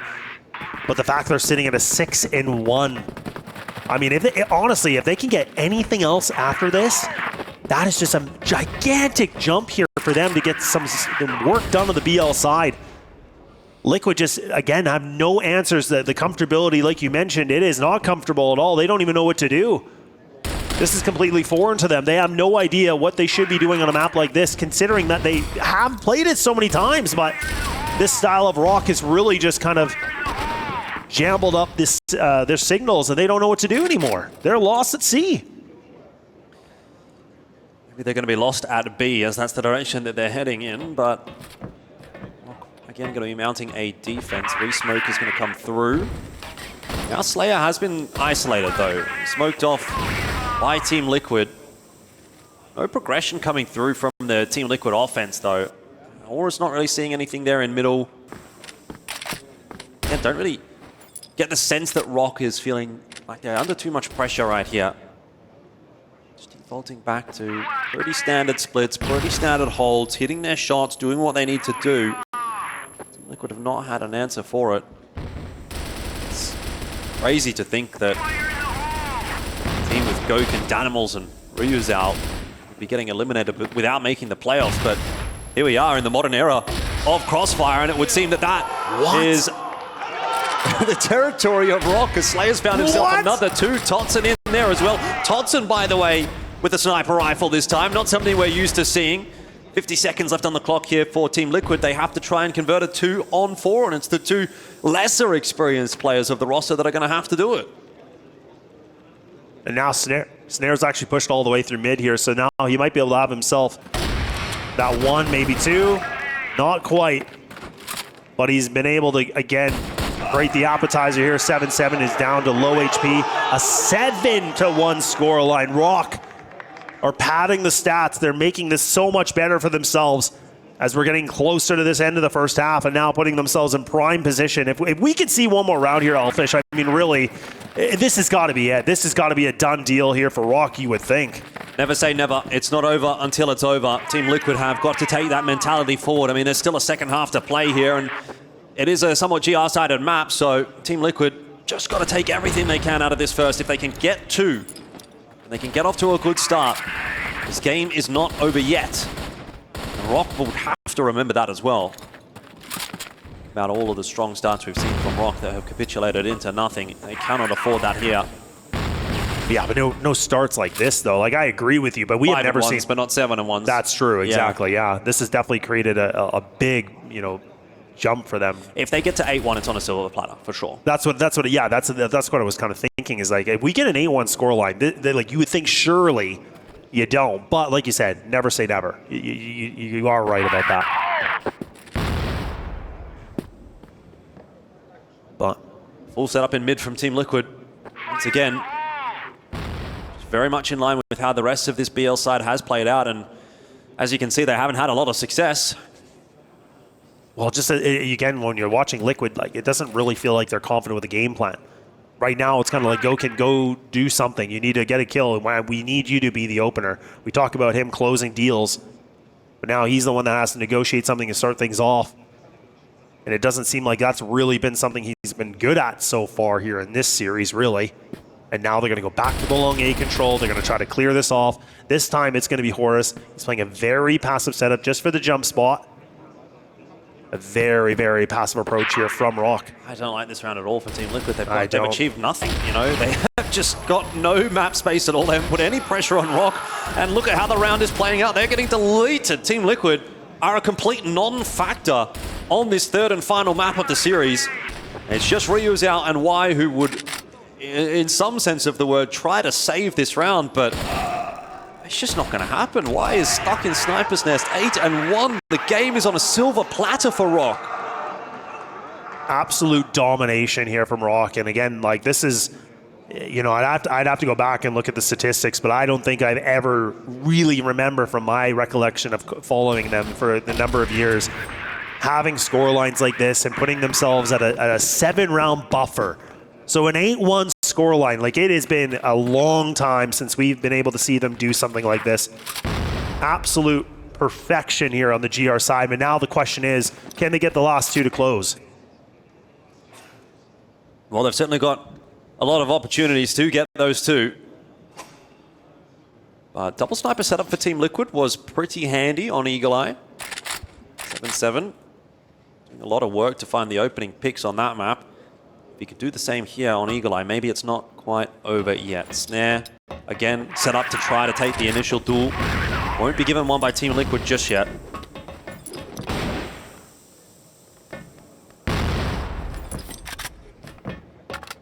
Yeah, what does even Team Liquid do? I mean, again, just kind of going right back into this half. Y has been quiet. You know, the only player that really, like, statistically has been doing something has been 7-7, and it's nowhere near what we saw him do, like, on a map like Eagle Eye, where he was really the turning point for Liquid to keep themselves in that game and keeping themselves in a situation of this. And now ROC, and execute into mid. Horse has been able to make it across here. But the problem is now Liquid, they have 2 players committed to the B site. They have 1 player just on the outskirts of GR spawn. Gokin has no way to know what's happening here. He just gets blinded. He gets slammed, doesn't he? It's just like a freight train running through the A site. 3 on 5 here, and Slayer tucking himself nicely in the corner. 7-7, his position now known by Snake, makes for an easy kill for Slayer. Horus there to back him up should it be necessary, and now maybe come down to Slayer to do just that for Horus. That traded onto Danimals. Riyadh unable to do much. 9-1. ROC are on series point, playoffs point. Yeah, this is big. I mean, now, like you said, map and you know, championship point here for them to get themselves again moving through into the bracket, and this could be a big moment in history here for ROC, rewriting the script, rewriting the history here of these 2 teams fighting each other internationally. So many consequences here for Liquid if they go down. They need 8 in a row. They have to play the most perfect CROSSFIRE to get themselves into an overtime situation to keep themselves alive. And ROC, they just have to pretend that they only have to play, they're restarting these rounds. Yeah, I don't think it's going to happen. 8 in a row. That's a really tough ask for Team Liquid, and they haven't shown really anything on compound. This map has fallen flat. But this is where ROC, you know, a team with a gigantic lead like this, they got to make sure they don't get in their heads about it. It's not over yet. It is definitely not over. Flash over the middle. Not going to draw out a peek from Team Liquid. ROC don't go off the back of it either, but some nades going back, and for the bit of chip damage in there onto Y.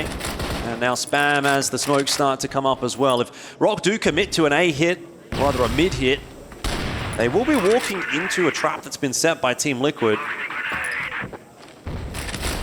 Maybe not so much anymore as Team Liquid goes scurrying back into the A site, leaving Riyadh as the sole defender. Flash through the window, that's going to allow Snake out into mid. He has got a lot of space here into GR spawn, and he's gone solo. Would have been a big duel to win if he would have got it.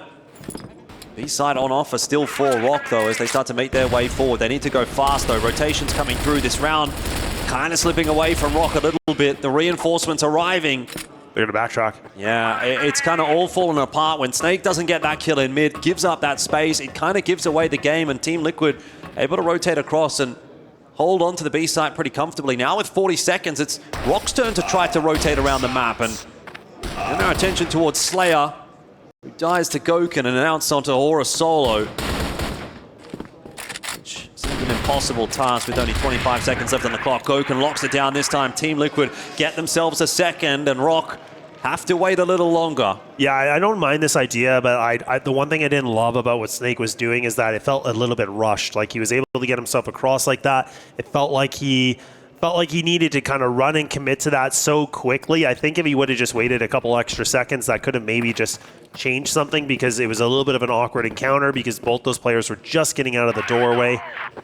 But for Team Liquid fans, they're going to be ecstatic that they're able to at least get themselves around here on the second half now. Can they be able to climb themselves back out of this massive hole that ROC has now dug for them? Double player commit into this B doorway.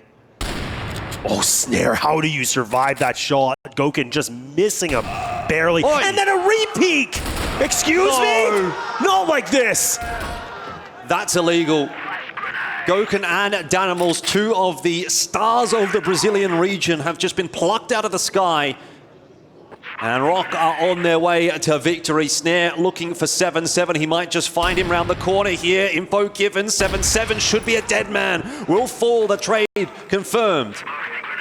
And the fact that Snare is now putting himself in a triple kill round, a 12-5 record, that's fine. He's been able to do his job. He's done a lot of the heavy lifting, and now who's going to be able to help them? Slayer's still alive. He's been sitting at an 18-7. You have to go against Riyadh and also Y, someone that's been very quiet here for map number 3. It's a great opportunity for ROC right now. Decision is toward B. Solo hold for Y. Ryu's out, nowhere to be seen. He'll take a long time to come across. Doesn't even really have any significant util to delay with here, Y either. He's only got the grenade. So it's essentially a 3-on-1, and that's a 1-4-1, which is fine as far as ROC are concerned. Slayer's got the C4. He's also got a smoke available to him here if he wants to smoke off main. That plant down. Riyadh can't do anything about it, but he's out on the site already. Jumped down. Slayer doesn't quite find him, but it comes down to Snake, and the captain will get it done 10-2 as ROC will take their third consecutive playoffs appearance here at Esports World Cup. They have managed to do it again. 12 months ago, they managed to do it in Vietnam at the Summer Championship, and you can see how important that is as a result for ROC as they breathe a sigh of relief.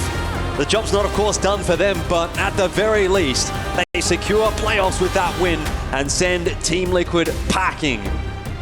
You can just love to see it too for ROC. Like, you can just see the coach Stray, like, absolutely emotional. He's trying so hard to hold it all in, but realizing again what was at stake. You know, the fact that he came in as a coach this year, trying so hard to implement a new game plan, a new vision for a team like ROC.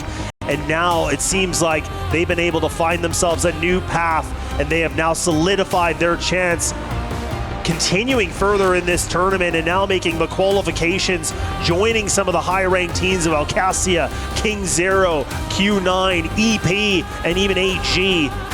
They have now been able to join the high ranks of some of these fierce competitors.